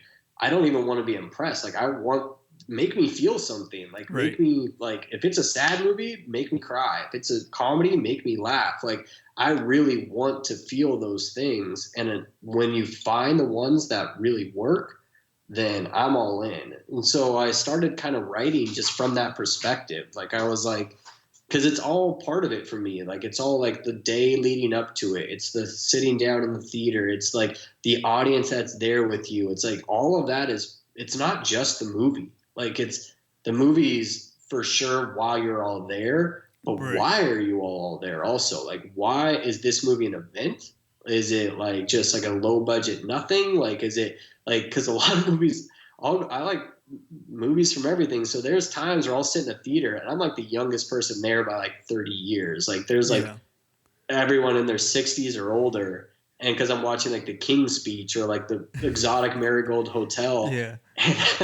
But it's like just a different experience for me. And I love it. Like I kind of just like being like this weird enigma that's kind of like dropped into like this experience. And it's all part of it for me. And so that's what I write about. Like that's what I kind of engage with. And that's kind of my experience with the movie. And then I write about how when I walk out of the theater, like, what am I feeling? What am I thinking? Like because whatever it is, it's valid. Like it's very like, I don't think about it as another way of like, oh, like, are people going to trust my opinion or people like, I'm like, dude, this is just what I think about it. And people either like it or they don't like it. But I feel like my taste is pretty universally like, I just like good stuff. And I think like, I don't have like some obscure weird taste that like people are going to like kind of find it hard to connect with me. Cause I kind of just like what other people like. Cause I like, I don't know, it's just human stories. And so that is kind of in a roundabout way how it all got filtered into what I'm doing right now. Yeah. And then I have a bunch of stuff I'm kind of working on to make it a bigger piece of the picture, I guess. Yeah. So hopefully that rant answers your question. No, it did. It definitely did. I took a whole different path, not anything Hollywood related. Because to me, when I was thinking about going to school, it was just something that wasn't possible. You know, like I couldn't see myself doing anything movie related. So I just took something. You couldn't see yourself doing it because it was no one in my family really like went to college or anything like that. So I was the first one to actually start going to college, and sweet, good for you, man. Yeah, but it never really crossed my mind that I could do that, you know. So I took a completely different path. But when I started noticing that I watch more movies and TV than the average person. Yeah, that's where it starts. And then a lot of people would be like, "Oh, what's a good movie?" And then that's how it kind of all started, you know. And actually, in my house, there was always at least cable. I mean, maybe not food, but cable was there. Yeah. You know, so same thing. I would watch movies that till this day I'm like, oh, when did that movie come out? Because I remember watching it. I go back, I'm like, man, I was 5. Yeah. You know, it's like I shouldn't have been watching that movie, but that's how kind of it all started. But well, that's the other thing too, is kind of neglectful parents. Not that my parents were neglectful, but they for sure used the TV as a little bit of a babysitter. Where they're like, dude, as long as he's watching TV, he's not really causing problems. So let's just let him watch as much TV as he wants. And that's where I kind of got addicted. I kind of for sure I was hooked. I was into it, but that's it's kind of part of it too. Yeah, that's kind of how it all went down. And now, like, it's funny because I talk to my co-host and I'm like, the way I kind of review movies is sometimes some movies feel like they're made to watch at home, and some of them you have to go to the theater to watch it. You know, so course. it's all a different experience. And then when I try to at least to review something, it kind of falls into that where is this movie good to go to the theater? Should you waste your money and time to go to the theater and watch it, or should you just stay at home and watch it with some food and family? You know? It's like wasting your money though. Like, oh, at least for like people who love movies, because like every movie you see, even the bad ones, don't you kind of find an element to it that you like? Like it kind of helps you develop your taste a little because you have to see the bad ones to appreciate Should the know good the good ones. ones. Yeah. So even if I spend the money to like see it in the theater and like I don't even necessarily like it, I still kind of like it. Like I still kind of am like, all right, but why didn't I like it? And what, like, where is that coming from? Yeah. And so every theater experience I genuinely like. Like, and there's always an element that works. Like even bad movies, there might be like a cool shot or a cool lighting or a cool scene or like a cool element. Like the whole movie might not work like as a whole, but there's like parts of it that I'm like, that's badass. Like that's like there's some movies that are just flat out terrible in general, but I don't think I've really ever had like a horrible movie experience. Yeah. I don't know ever, honestly, to be honest. Yeah, you know, I don't think I have either. But Yeah. you see, where I come from is that so in order for me to like, especially right now, in order for me to go watch a movie, I have to find the sitter, or Oh yeah. Oh dude, a- that's and then and then I don't have that it problem. Thank God. becomes an event, you know. So it's like, oh, I have to plan for the week to find a sitter, plan the day out, go to the movies, and is it Yeah. worth it at that point? Is that movie worth going to watch after all that planning? You know, So what are the ones that are like the ones that you want to? Do you like the bigger blockbuster ones to leave the theater, or are you kind of leaving the house to like watch a more intimate story? Like, do I you? wish I could leave the house. Like right, Okay, like would you leave the theater or the house and get a babysitter and do all that stuff to go watch The Lighthouse? oh, I definitely would. But we see it's harder now that I moved to Vegas because I have no family out here. Oh So man, yeah, yeah. so kids have to stay somehow with a sitter, or we go to the movies to watch like a family friendly movie. That's the only way we could go to the theater. Okay.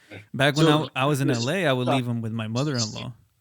which one would you go see? Like, let's say this summer. Like, did you ever get a chance to leave on your own, like where you could sneak off and watch a movie by yourself, Rarely. or This do you even see movies by yourself? no, this summer was hard. I think the last movie I decided to go watch by myself Hmm. was the Solo movie because I actually called in sick to work and I was like, I'm gonna go watch it. Oh, Yeah. really? Yeah, that's cool. Oh, so you are a huge Star Wars. That's awesome, man. That makes Yeah, me, like, yeah, and that's then cool. it, So you really are a huge Star Wars fan. Like, because I love that feeling where you're like, nothing's gonna stop me from seeing this movie. Like, I'm calling in sick. Like, whatever it is, like I am going to see this movie. And so, yeah, I mean, and if you do that all the time, it's not as special. But the fact that you have that memory tied to Solo, yeah, it's pretty hilarious. Like, you're just like, I'm calling in sick today. I don't give a shit. Like, I'm going to see this movie. But yeah, I mean, that's why I can't talk shit on Star Wars. Like, I can't say negative things about even those big budget movies, man. Because I'm like, dude, people genuinely love them. Like, do exactly what you just talked about. Like, yeah, they will call in sick to work because they are not gonna miss this movie. And yeah, like, that's awesome to me. Like, I love movies and I get it. And like when people do stuff like that, I'm like, cool. Like that's dude, this is your life. Like that's something you prioritized over work, over everything, over friends, over any of it. You're like, I'm seeing this thing. Like yeah, and I understand that passion and that love for movies. That's really what it is. yeah. And like this summer, I missed a lot. Like I still because the bigger movies I can't go watch with kids, right? So like Joker, I haven't been able to watch. Once Upon a Yeah. Time in Oh, you haven't Hollywood. seen it yet? No, I haven't seen it. I haven't been able to see it. Oh, So man, I'm excited to hear what you think about that one. so I'm waiting for it to come out on DVD so I could go immediately buy it. I'm not even gonna wait to go buy Yeah. it. Yeah. I think I mean, I'm pretty sure it's going to be out at least digitally in the like next couple weeks. Yeah, yeah. But yeah, I like buying the hard copy now because I Yeah. feel like I'm actually like giving the money for I something good, you know? just recently stopped doing that. Like it's still kills me. Like I so miss, like I still miss hard copy book. I still actually have a lot of books, but yeah, the DVDs, man, like I love that library. I love stacking it up, but only in the last probably like couple months, I for whatever reason just started just buying them digitally. I don't even know why, because I miss like, well, even that new like Once Upon a Time in Hollywood 4K Ultra Blu-ray just came out, like the Steelbook, Yeah, and it's $50, and I was like, God damn, man, like that's like I mean, you get some cool stuff with it, yeah, but I'm like, I never pull them off the shelf. Like I've kind of just gotten to this point where I'm like, yeah, I look at them, but I don't interact with them as much anymore because I'm on iTunes and Netflix and like yeah, all that stuff. And I've just kind of like, it's just weird. It's very weird for me to even kind of accept it, because I still, it feels to me like selling out a little bit, where I'm like, fuck, man, I've bought into the digital thing, and like I really miss the hard copy stuff. And it kills me not. Well, that's the other thing, is I just have so much money, or like money that I'm putting towards like really my business. Like I'm yeah, yeah. developing like a children's book right now. I'm like Oh, paying nice. artists to like design stuff for me. And I just don't have the extra funds to buy the DVDs.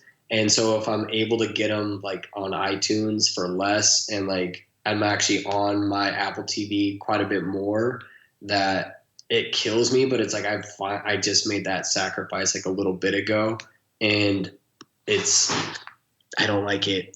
Yeah, But I did it, and like I definitely get just wanting the hard copy though, because yeah, especially just the artwork, man. Like when you're just sitting there holding it and you're looking at like the box, and like I love it. Like I've loved it since I was a little kid. yeah. So I started collecting the steel books for the artwork pretty much because they come with digital codes yeah, now. So now all you do is just click and it's there. You don't even have to put the DVD in. it's awesome. Yeah. Yeah, and I loved it. Steelbooks are definitely the way to go too. Like now that they started like, and I really like those. Like, man, they come up with some cool stuff. Actually, for my Instagram, whenever I hit like another 10,000 followers, I always do like a giveaway, Yeah. and I find like just some steelbooks that I really like, and I mail them off to the winner. And like, yeah, so it's kind of fun like hunting down like these steel books that I'm like, this is badass. Like these Yeah. are like, I just get stuff that like I would want, and I'm like, well, other people probably want this too, so Yeah, and then I'll exactly. mail those off Yeah, to I think you just did the that, kid didn't who you? won last time.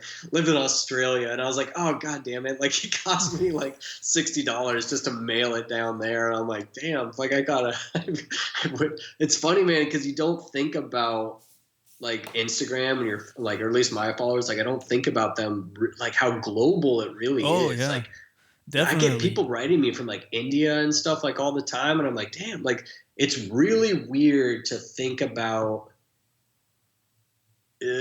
like at least my thoughts, like my whatever I'm doing, like being global. Like that to me is kind of crazy. Yeah, we just got hit with this because so with the podcast, I could see where the listeners are coming from, and Mm-hmm. we started noticing a growing audience in Australia and Japan, Yeah, man, and I'm it's like, cool. what's going on? Like, who's listening to us in Japan? But yeah, it's pretty crazy. Especially with like the stuff I'm doing, like with the traveling, dude, people go crazy for the theaters and stuff like that. Cause I'm like, oh, of course, like they're not in America. They're not seeing this stuff all the time. Oh Like yeah, they're not like, to me, they're kind of living vicariously through me a little bit, yeah, which is cool. And then they, if they do ever come to America, they kind of have like a bucket list, if they're movie lovers, of places they want to see and places they want to go. Because so the other aspect that I do is I visit iconic film locations. Yeah. So like I just did this road trip up the West Coast so in San Francisco, there's like all the locations from Vertigo, Zodiac, like stuff like that. And then you go up the coast, where Hitchcock filmed The Birds. Then you go up a little further, and is Brownsville, Oregon, which is where they filmed Stand By Me. Astoria, Oregon's where they filmed The Goonies. Outside of Portland, they filmed the hotel from The Shining, from Kubrick's The Shining. Yeah. Is there. And then I went to like Snoqualmie, Washington, where they filmed Twin Peaks, and like the R&R diner there, and it's literally straight out of the movie. So I visit these places and I kind of write about them and blog about them, and people get really into that too, which is it's pretty cool. Like, I mean, it's stuff that I like. And so it's, when you're actually able to visit these places, like people, especially Europeans, they get really into it. Yeah, I can see that. Like living in your whole life in, say, California, you never notice what so much Hollywood history there is that other people don't experience. It's almost an everyday thing to you, so you don't really pay attention to it. Yeah, it's in our back. Dude, we are so spoiled. So I've lived a lot of places now. Like I've lived Vegas, Hollywood, San Francisco, New Orleans, London, Washington State. Like I've kind of lived all over, and now I kind of appreciate California and like a whole. It's stupid expensive. It's crazy. There's a ton of traffic. Yeah. There's San Francisco's homeless people are out of control. Yeah, I've heard that. All of that stuff is very much a part of it. But then there's the movie palaces, and then there's the Hollywood history, and then there's like film locations and all that stuff. Like it's worth it to me. Like 100%. Like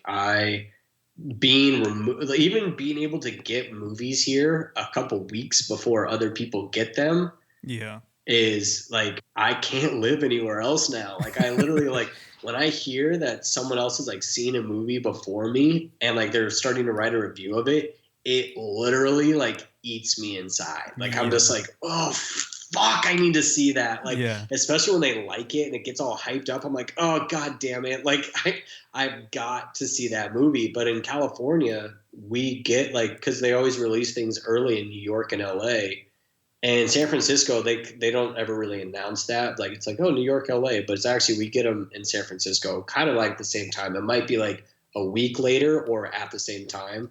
And so I'm able to get stuff like right when it comes out. And if I had to live somewhere where that isn't possible, it's like, it's almost like a sanity thing. Like I can't, I'm that obsessed now where like I can't live like that. Like that's why I feel so bad for my followers in like the UK. Like I'll write about something. They're like, dude, it doesn't come out here for 2 months. I'm like, I am so sorry, because like I know what that would do to me, and like right now I'm sure that is like ripping you apart. Like that is like, or at least it would to me. Like you're just like, oh, just that anxious, shitty feeling of just like, but at the same time, that moment you're sitting in the theater watching it is like that, because that anticipation is skyrocketed. Like it is, you are amped up to like an unbelievable amount, which is pretty awesome. But I don't think I couldn't do that to myself very often. Like it would literally start to drive me insane. Definitely. So, like I try to sorry, that was another rant. No, it's all right. I try to sign up for like early screeners and stuff. They send you an email and you like can't get lottery picked kind of thing.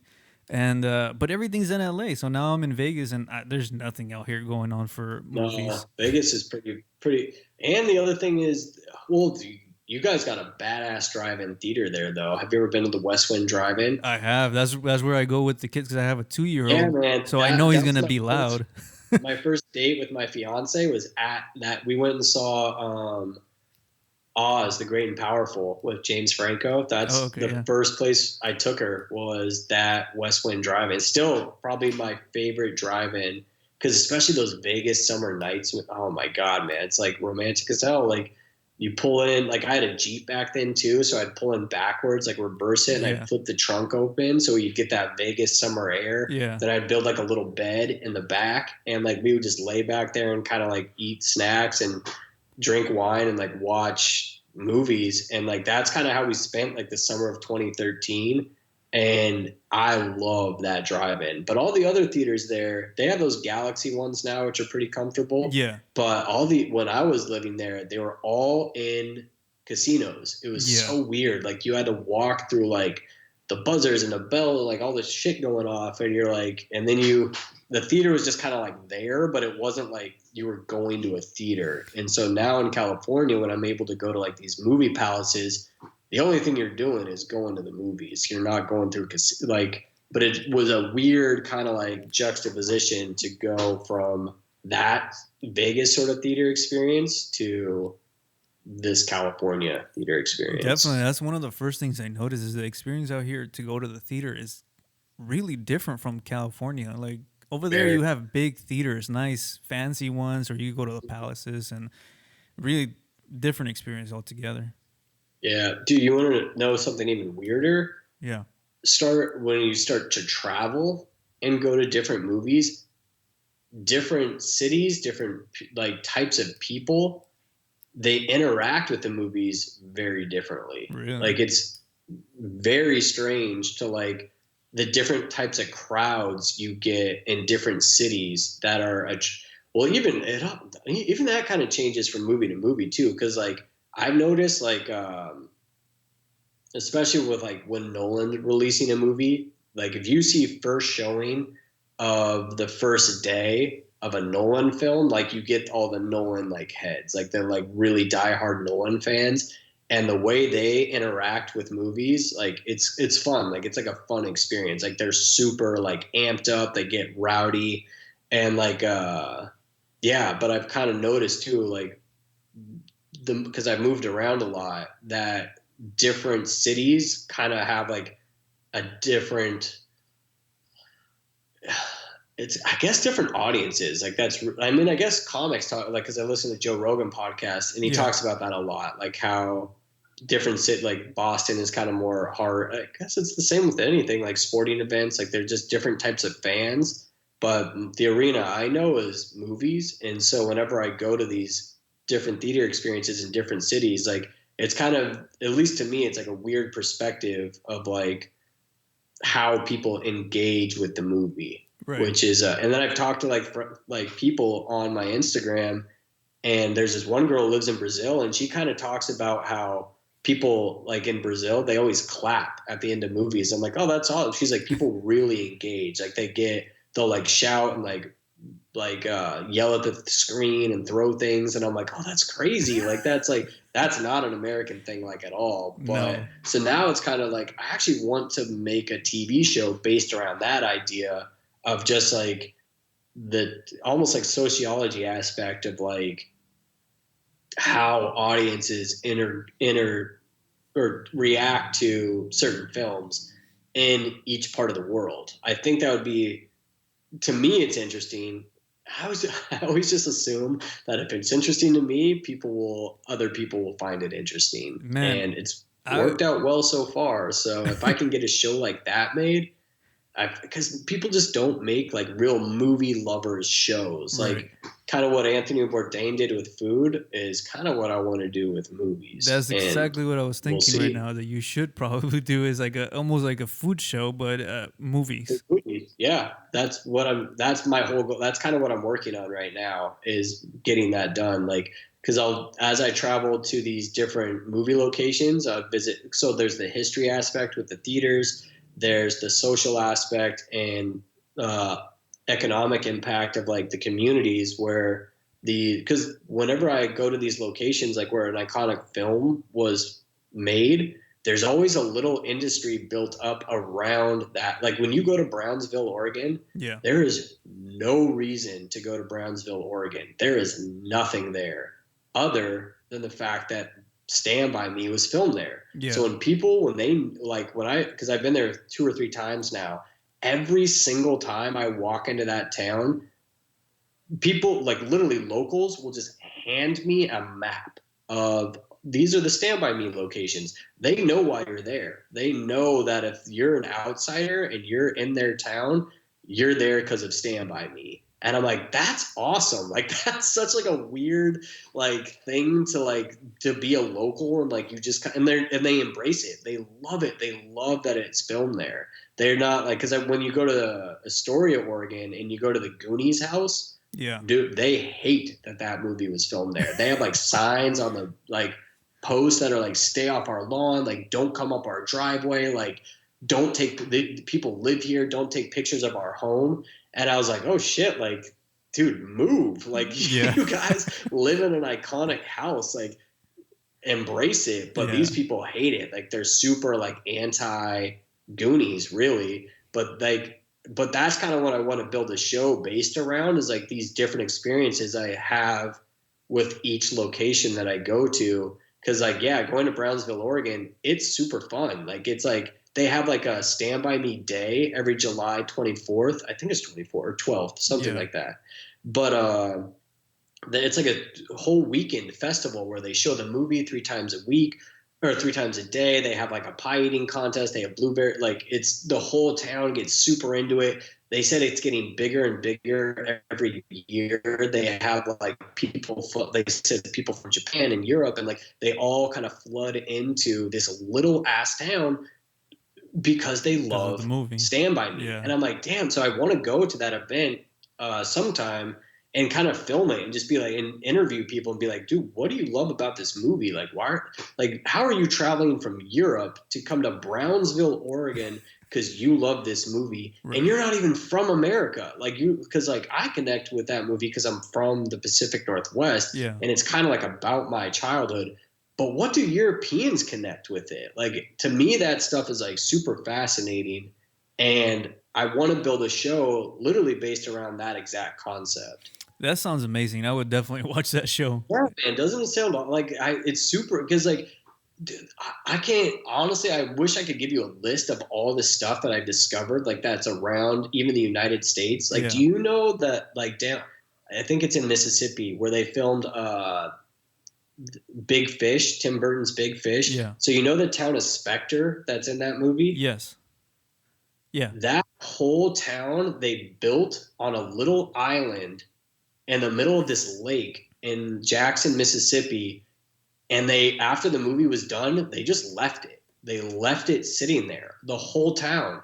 And when you go out there now, it's kind of like, it's definitely like in ruin. Like it's like starting to fall apart because it's been at least 10 plus years, but it's still fucking there. It's literally the entire town with the church and the storefronts and like, and it's all like a facade. Like it's all like a set, but it's just sitting there. And I'm like, that is creepy and weird as hell. And people don't know that though, but I do. And like, I hunt that stuff down. And like, I feel like if I made a show based around like this kind of weird stuff that I've like hunted down, then it's a weird kind of movie lovers show. And so as I kind of travel around the country, there's like the history aspect of the theaters and there's like the film lovers aspect of the movies. And I feel like that show, it needs to be a thing. And I think I'm the one to do it. And so that's kind of what I'm working on. I think you're the perfect guy to do it. That sounds really, really good.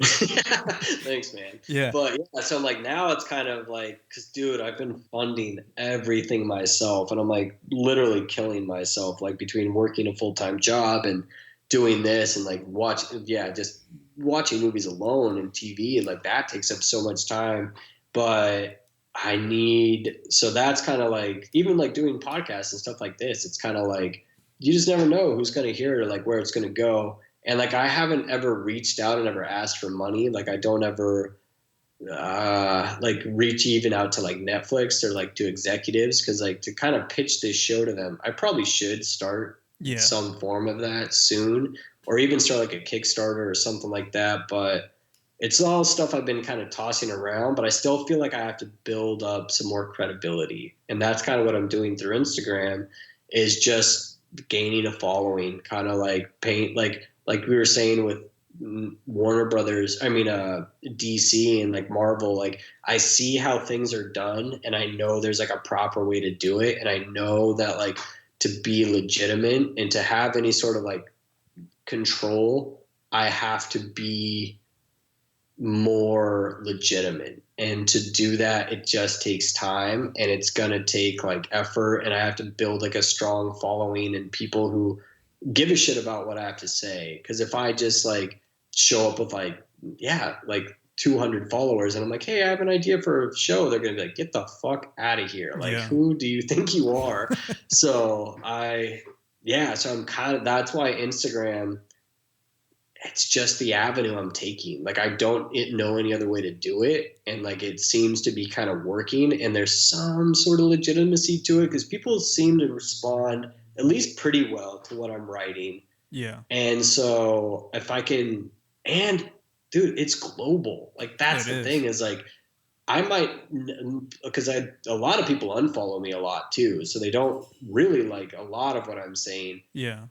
But there's enough people that do. And when you're global, like, dude, when you think about the like 9 billion people on the planet, even if 1% give a shit about what I have to say, that's a lot of people. And so that's kind of that's what I tell people too. Like, kids write me all the time. I'm like, dude, you guys, you will find an audience. Believe me. Like, if you keep pushing and keep trying and keep like making your stuff engaging, you just got to find the right way to market yourself. Like, that's why with you, 100%, dude, you and I are two different reviewers, two different types of people, but your angle, like even just listening to you talk about like what you decide, how you're able to go to the movies, and that you have kids, like, and that's going to give you a completely different perspective that I'm going to have.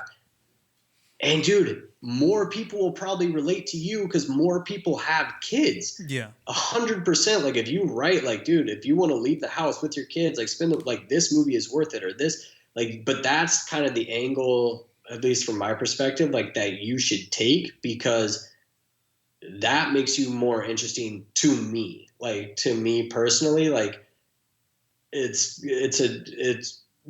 very unique to who you are and what you're able to do, and from your perspective, and you can kind of write about that aspect of it. And dude, there's a lot of parents out there who need that help also, because they don't have time. They really don't have.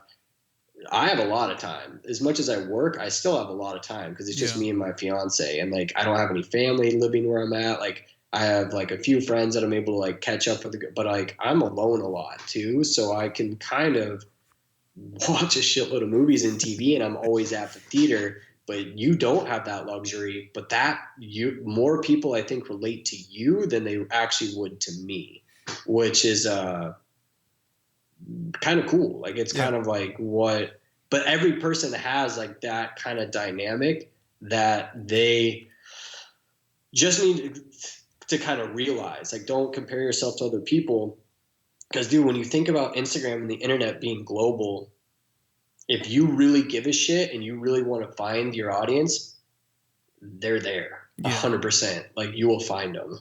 So that's kind of what I'm doing. And then my ideas, like, I'm trying to figure out, God, man, how to get it to the next level. Like, but I still feel like I have some credibility to build, and that's kind of what I'm doing. Yeah, your ideas sound great, and I appreciate the advice as well. I just recently started getting into like foreign movies and stuff. Because I really didn't watch many of them. Do you recommend any? Oh my God, yeah, dude. And that's the other thing is, so I've watched movies for so long that I got to this point where I'm like, dude, I'm just rewatching a lot of stuff, and then I started getting into like garbage. Like, you're just like, oh, I'm just watching this shitty horror movie made by this kind of nothing production company, and I'm like, and it's just bad. Like, they're pretty bad, and I'm like, dude, there's got to be another avenue to go down. And then and this happened to me probably like 15 years ago, where I'm like, because I really like that movie Amelie, by Jean-Pierre Jeunet, and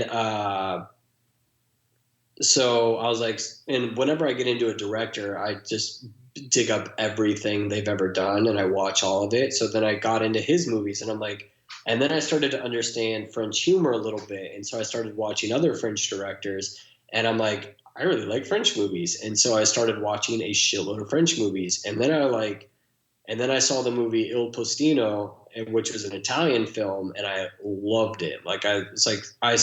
Most people still have not seen this movie, and I've been promoting it quite a bit. Like, it's a absolutely phenomenal movie. And once you see the movie, I suggest going on the Wikipedia page and reading about the filmmaker and the kind of the history of it. Yeah. It brings your, like, at least my love of this movie to like a whole other level. Like, it is so unbelievably touching and good. And like, once you, oh dude, it gives me goosebumps even now just talking about it. So I can't recommend that movie enough, Il Postino. But yeah, so then I got into Italian films, and then I got into Swedish films, and then I started like, yeah, kind of branching out through all of Europe. And I kind of leave myself open to when the next wave is going to hit me, because I kind of do things until I burn myself out. Like, I'll like watch a shitload of French films until I'm like, I feel like I'm really caught up. Like, I'm like, I get all of like at least all the highlights, and then I kind of dig deeper into some stuff. But I have not gotten into anime at all. I have not gotten into Bollywood or Indian films really at all. Right. I have not Asian films. Oh, I just kind of started scratching the surface, and that's because like I've actually found some really amazing Asian directors, and they're actually starting to push them in America quite a bit, especially with like Parasite and stuff like that coming out. But yeah, so I mean, when you think about the spectrum of films and movie makers and globally, like, it's pretty daunting and pretty overwhelming. And so, yeah, I kind of, there's holes in my game for sure, Yeah. but I'm pretty well versed in a lot of film, and I don't ever think of myself as weaker or less than just because I missed like a genre or missed like a country or even like a type of film. Yeah. Just because there's probably a reason I haven't watched it yet. I just haven't seen anything that's fully piqued my interest to where I want to dig into it. And I'm always just open to the possibility that like at some point something is going to show me that I should, and then at that point I start. So I don't ever fight my inclinations anymore. Like, whatever piques my interest at the time, I go full bore. I get into it then, but I don't ever force things anymore. I'm like, oh, like people are really into this now. Like, I should probably be into that. That's not what I do. Like, I do things purely based off of my own time, my own, like, whatever it is in my life that kind of pushes, and with directors, like all of it, like even actors, like stuff like that. Like, I find them kind of at my own time, and then I get into them if I actually like them. Like, it always takes like a certain role, and I see them in like a new light, and I'm like, all right, now dig into them. Like, now, because like some people like other actors that I'm just not that into, and like, for whatever, they might be fine, but like I'm not that into them. And then they'll be in a role where I'm like, wow, like that, now I can appreciate them. Like, now I want to dig into them. Now I want to like read their biography. I want to know more about them, but I don't ever force it. Like, I kind of just let it happen naturally. And that's the same with like foreign films. But yes, I do have a shitload of recommendations I can give to you. Yeah, like I just scratched the surface, but like some of my favorites are the 1998 Life is Beautiful Italian film. That's a great film. Yeah. And then Seven Samurai is an Asian film that I just recently watched, and that one was good too. Yeah, I mean, Life is Beautiful. I remember. So I've always been a huge fan of the Academy Awards, and of course, it's like Super Bowl for movies for movie lovers. But I remember when Roberto Benigni won Best Actor, and like I imagine, like, if I ever won an Academy Award, do what that guy does. Holy shit, he was so fucking pumped. Have you ever seen that? I have seen that. Winning the award. Yeah, I have seen that. It was amazing. Oh my god, man. He went crazy. I was like, dude, but yeah, he just won an Academy Award as an Italian in America. like that is such like a monumental achievement, and he let people know it. Like he was like, I felt it for him. I was like, thank God that guy won the award. Like that Yeah. was how I want people to react. Like when I get the humility and like, oh yeah, thank you guys, but like, dude, the movies I love get me feeling like that. When I saw him win that award, like, and that movie, like, it kind of just, he's such a goofy, funny guy that, yeah, like in that movie is great. It's just a great story. And like, I don't know if you saw Jojo Rabbit yet this year, I haven't seen it. but No. it kind of has some similar themes to it, but it's, yeah, I'm like, it's hard to make a comedy based around Nazis, man. It's Yeah. pretty impressive. And the fact that he made it so, both of those movies, Jojo Rabbit and Life is Beautiful, man, they're pretty emotionally powerful. It's Yeah. really great. I still got to see that movie. I haven't been able to watch it. I But mean, I can't wait for you. Like that's movie. I mean, I can't wait to do my top 20 of the year. yeah. I've been kind of piecing it together now. I still have to see 1917, which will come out. I think I'm actually seeing it on the 16th. Okay. I got an early screening, which is cool. There's like two more films I think I have to see before I like really will complete the list. And then right around the first week of January, I'll do my top 20 of the year countdown. And Jojo Rabbit's definitely top five. Like it's unbelievable. It's so funny, so good. It'll 100% be nominated for Best Picture this year. But yeah, man, I'm like anyone that like as soon as they get a chance to see it, like I can't wait to hear their Yeah. reactions. Like it's just super fun. Like there's certain movies that you're just like they're just fun to talk about, man. Yeah. Like they're Yeah. like you see them and they're so unique and they're just so clever and funny and like charming and like by the end of it, like you just feel good. Like I mean, it's fun to talk about dark, shitty movies too, but Yeah. the light ones that have like they're just it's when you see people's faces light up talking about them, I'm like that to me is just kind of the conversations I like to have a little bit more. Yeah. But yeah, Definitely. talking about like the gender politics stuff, Yeah. that's my least favorite thing to get into, but it's also part of it. So yeah. you just Definitely. gotta roll with it. Definitely. Did you enjoy The Irishman? I did like it. Yes, I do. Um, it was fine. I really hope it does not win Best Picture. I hope it. I. Yeah. I mean, so Scorsese has never been my favorite director. I really like him.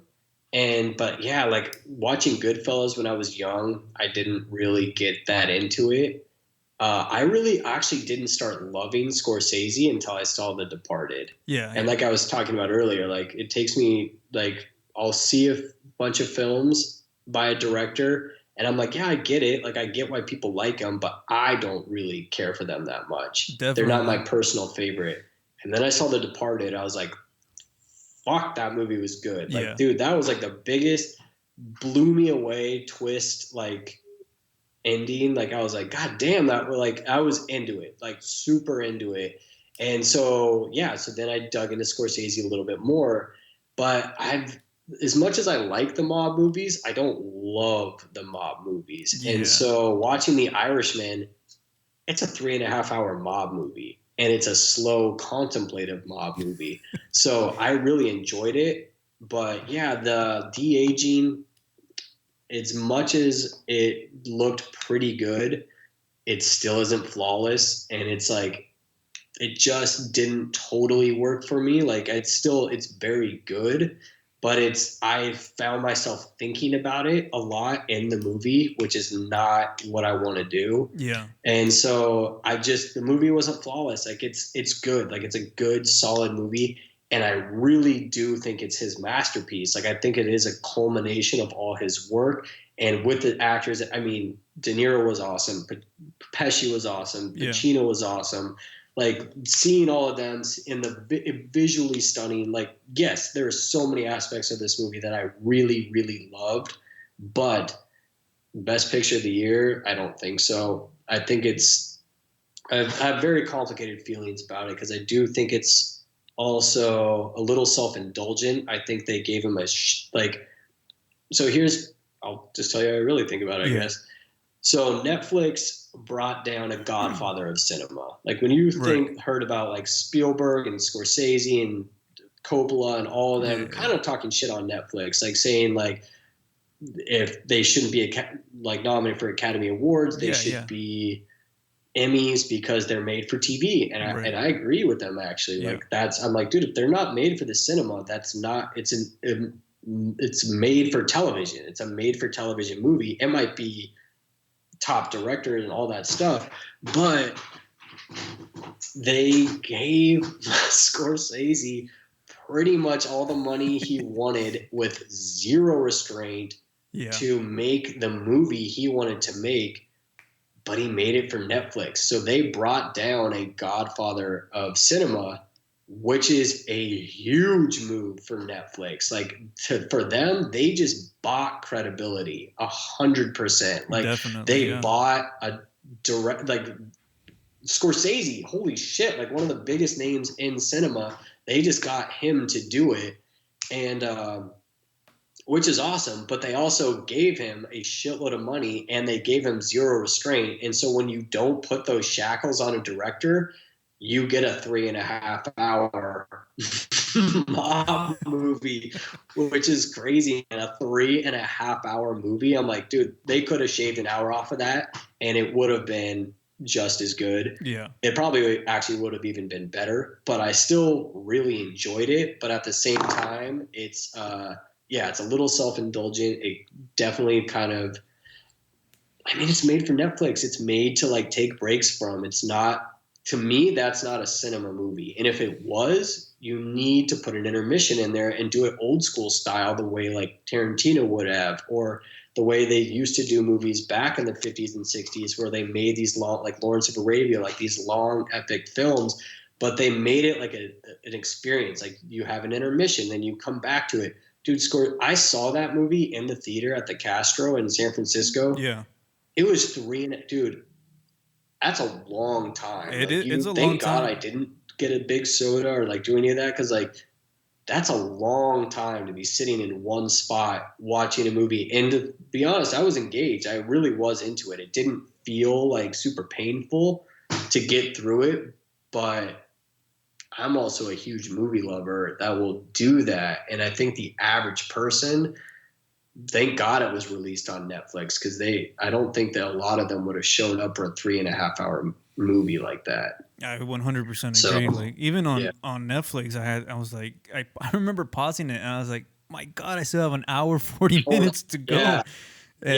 Oh God, man, there was like a one point where I was about 2.5 hours, 2 hours 45 minutes in, and I finally like did get my phone out of my pocket. I was like, oh my God, like I still have over an hour of this movie. And it did ramp up towards the end where it's like it's good. It's a good, well-paced, well-made movie, but it is long. Yeah. It is very long. Yeah, I've been saying the same thing to everyone. I'm like, it's good, solid movie. Perhaps not even his best movie, but I definitely don't think it should win Best Picture. I think it's a bit overhyped at this point. Yeah, I mean, I get nominated, give all those actors nominations. I don't think it's going to win shit, to be honest. I really don't. Yeah. Like, if you want my early predictions, I honestly think Once Upon a Time in Hollywood's going to take Best Picture this year, and I hope to God it does. I really hope that movie takes Best Picture, because I loved it. Like, I don't think I've ever loved a movie so quickly. And every single time I've seen it, typically I'll see a movie always once in theaters. A good movie I'll see twice. A great movie I'll see 3 times. I don't think I've ever really seen a movie 4 times in theaters, and I made myself see Once Upon a Time in Hollywood 4 times in theaters and I actually drove down to LA to see the movie at Tarantino's movie theater. Yeah. Because I wanted to see it like in his theater, in his format, in his experience. Yeah. every single time I've seen that movie, it just keeps getting better and kind of keeps unraveling and unveiling itself in like new, clever and unique ways.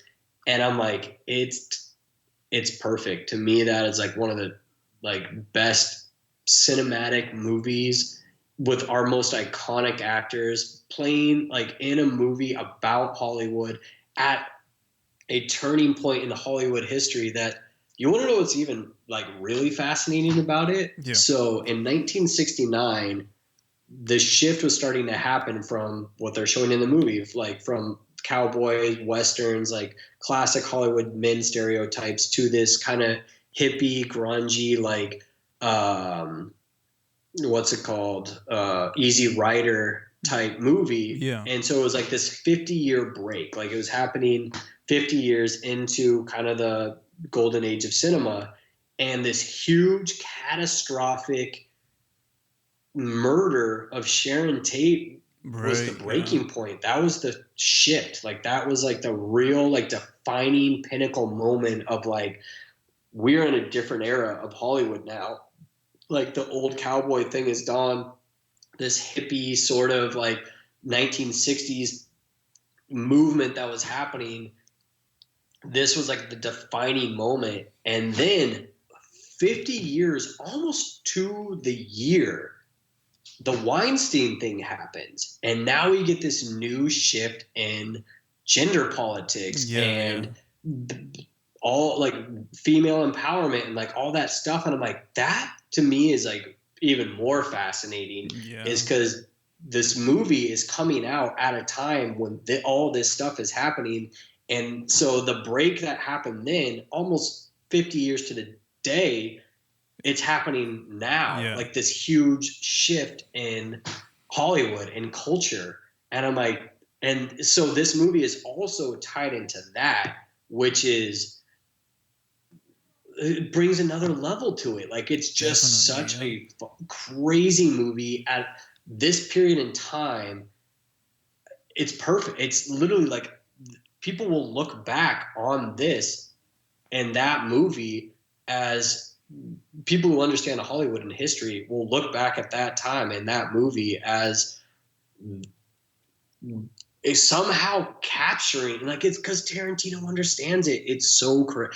I mean, I can literally talk about this movie for hours, and that dynamic of it is just another piece of it that I find super, super, super fascinating. Yeah, I'm definitely gonna go buy that steel book for this movie. So, but, yeah. So, sorry, man. It's all right. I told you. Okay. Well, I don't want to take up more of your time because we went pretty long, but yeah. You can find you anywhere. Luckyboy Reviews, luckyboyreviews.com, and I can't wait to see that movie show, that movie theater show you're gonna make one day. Yeah, as well, it was nice talking to you. So thanks for letting me just go off on a bunch of rants. Like, no, it's all right. But yeah, man, it was fun. It's all right, man. It was fun. And you're welcome anytime. Anytime you want to be on the show, you're welcome. Perfect. Thank you very much. It was nice talking to you. Please don't forget to follow Mr. Lucas Parker at Luckyboy Reviews. And don't forget to follow, subscribe, and comment on us. You can find us at notime4movies.libsyn.com.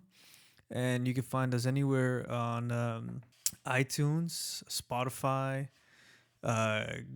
Google Play, and through your Amazon devices as No Time for Movies. And please join the conversation and enjoy. Thank you. Bye.